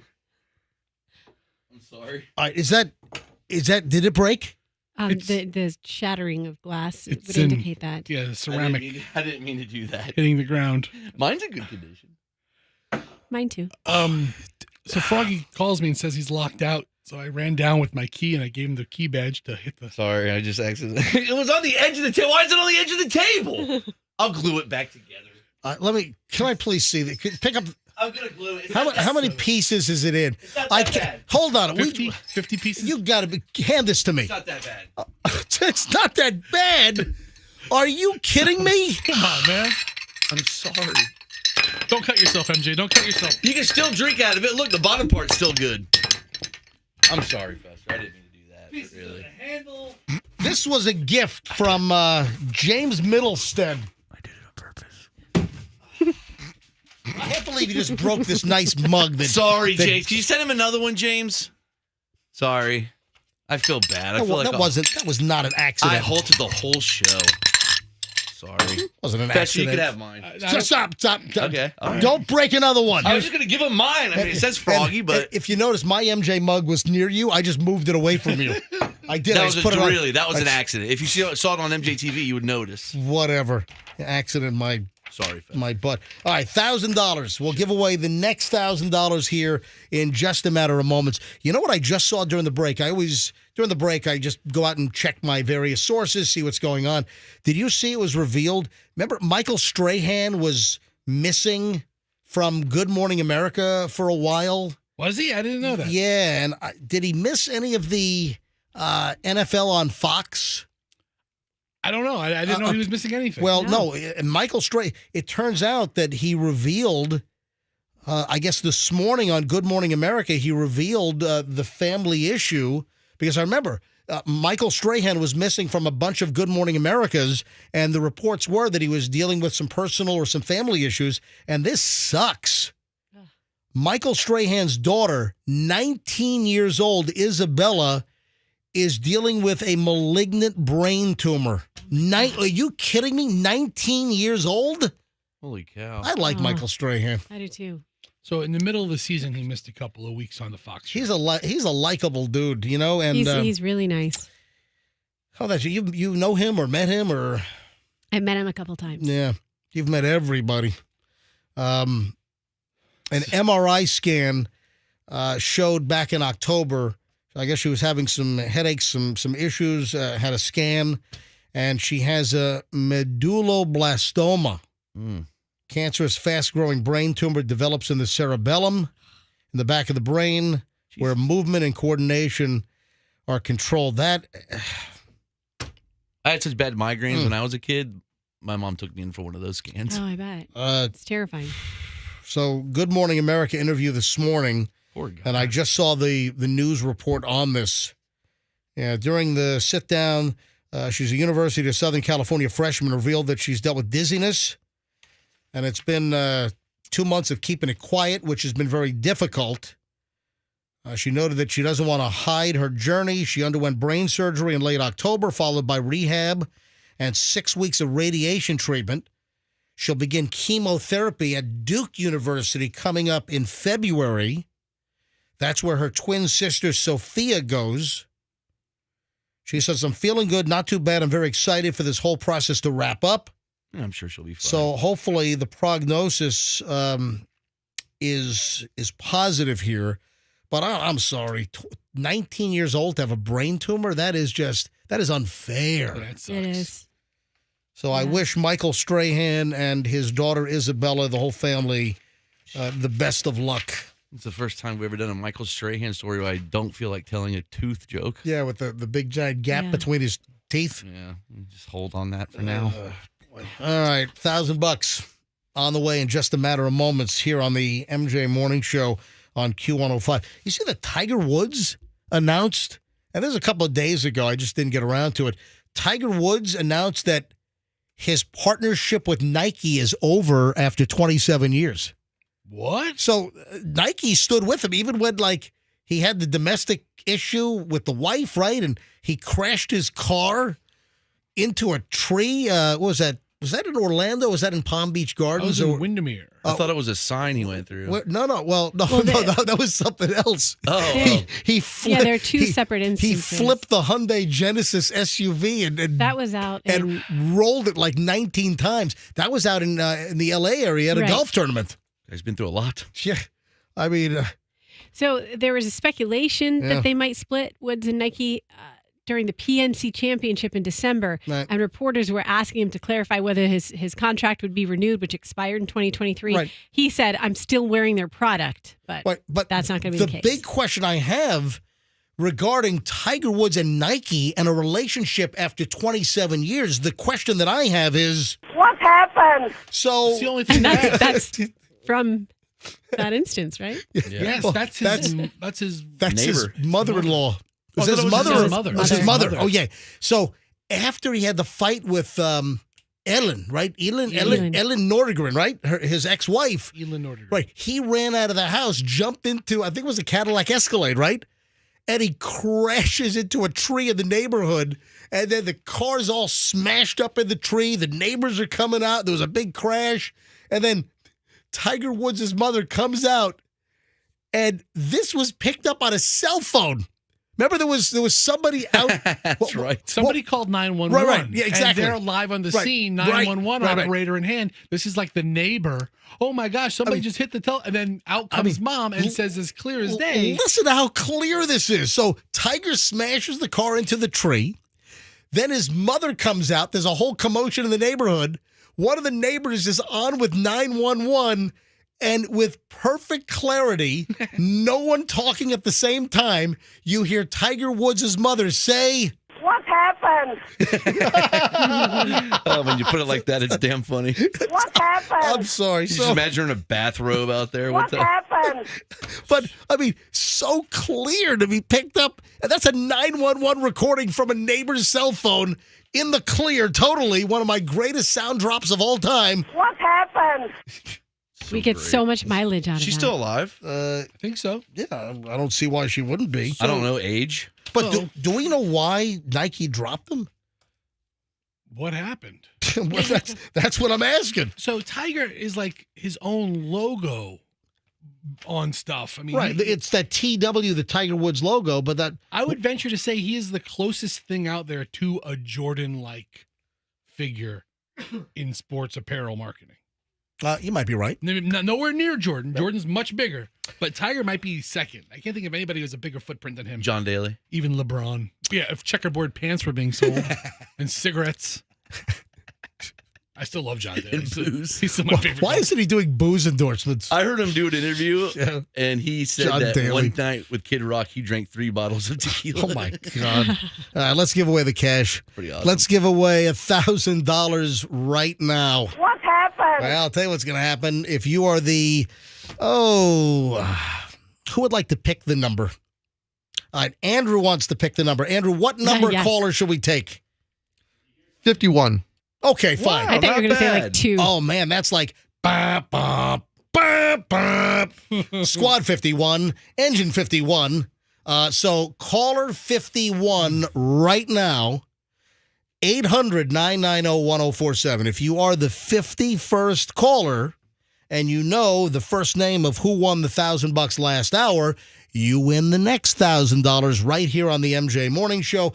Caller 51 right now, 800-990-1047. Good luck from the MJ Morning Show on Q105, and thanks to the Kemp Law Group for making this $20,000 this week with MJ Bill Pay 100% possible. Simple as that. Hey, we had a couple of just crazy teacher stories, which I didn't get to. I like to generally do the bad teacher stories about 7:30 or so when a lot of the high school kids are getting ready. But I just didn't get to it today. Did you see what happened out in Frostproof?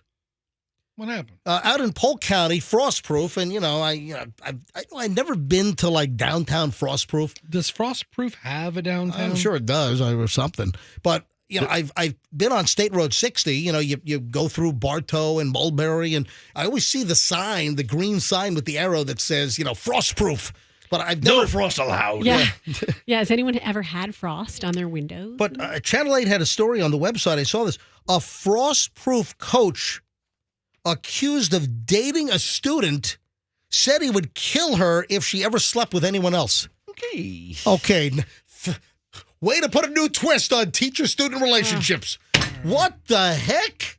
All right, coach. Sounds like one of those Hallmark movies. Oh, it does. It's like a Lifetime movie or Lifetime, something. there you go.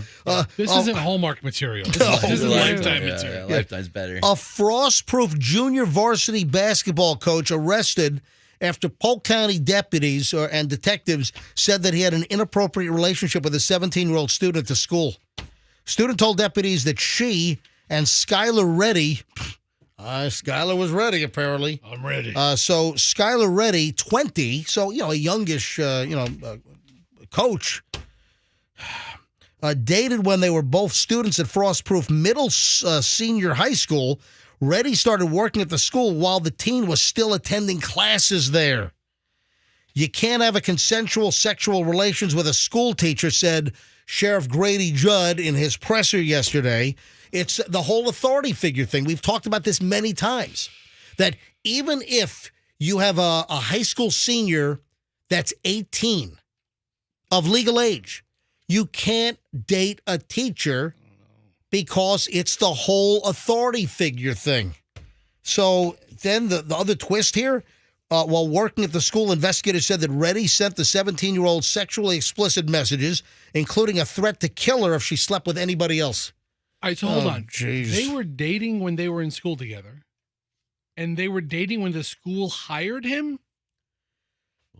Weird, yes, apparently so. Listen, I mean, I can understand how it happened. So he was 20. So he was younger, and she was younger. He was a senior. She was maybe a senior. She was several Sophomore grades or back, something, yeah. and they were dating. Then he graduates and then becomes a coach there. If the school hires him, listen, I mean, I don't support this kind of stuff, but put me in front of a jury of my peers if I'm ready. I can make a case. Well, let's see how that works out for him. Let's see how it works out. Yeah. Why don't you? It's not like it's a 28-year-old teacher. Why don't you represent him in court? Why don't you do that? I will. All right, let me grab caller number 51. Happens to be line 4. Good morning, MJ Morning Show. Who's this? Sandy. Sandy? Oh, Sandy. Sandy? Yes. Why are you calling the MJ Morning Show right now? I am hoping that I'm number 51 to win $1,000. Sandy? You're caller 51. Yay! All right. Hot diggity dogs. Sandy, who won the $1,000 last hour? Teresa. Yes. Teresa is correct. Boom! $1,000, all yours.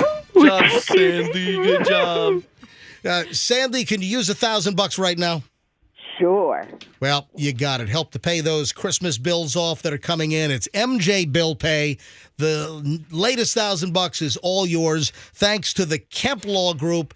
Accident or fall, you call Kemp Law. And Sandy, where are you phoning from? Brandon. Fantastic. Would that happen to be Brandon 33511? It is, yes. One of my favorite zip codes in the entire Tampa Bay area is the big bad 33511. Ready? Weirdo. 33511. All right. Yeah, there are reasons. Yeah. Sandy, thank you very much. We appreciate you listening to the show, and it paid off for you. You got $1,000. Thank you. All right, Sandy, your name now lives until 6 a.m. tomorrow morning, where they have to know your name to win $1,000. Woohoo! All right, Sandy, hold the phone, and Andrew's going to give you all the information on how you can collect your grand. Thank you. Thank you. All right, there we go. Another satisfied MJ Morning Show customer. She's Sandra D. And we do it all over again tomorrow. Another $1,000 beginning at 6 a.m., then 7 a.m., then 8 a.m., then 9 a.m. Just know the winner we just had, know the first name for the 6 o'clock, and then, of course, every subsequent hour, you just have to know the previous winner's first name, be the right caller, and you'll win $1,000 cash. Simple as that. Folks, I think we're done. here on a Thursday. Roxanne, Fester, Froggy, any last words before we make tracks? At Roxanne Wilder on IG. All right, give Roxanne a follow. At Roxanne Wilder. Fester, anything? No, see you tomorrow. Dude, I need a ride. Oh, yeah. You got to take me to the gym now. The gym? I got to drive you for the gym? Yeah. And you have to wait in the parking lot till he's done with his Who's workout. going to pick you? Who's going to take you home to the gym? No, Michelle's going to be there. Oh. So I'll ride home with Michelle. Because the gym is right next to the bakery. I'll wait at the bakery. That's no problem. Man. You'll have a delicious Cuban over at La Segunda. Yeah, I'm going to do my Thursday workout right now at X-Force. All right, let's go. Yeah. All right, so I need a ride over there if you don't mind. So, folks. Fester, lock the doors and windows and turn on the heat and just rip one. I'm going to hotbox him in the cat. Fester and MJ, you'll see us momentarily driving northbound on 4th Street, and then you'll see us on the Howard Franklin Bridge northbound in Fester's, 2010 Cadillac Land Barge. Yes. Folks, we'll see you tomorrow morning on the MJ Morning Show here on Q105, and let's be careful out there.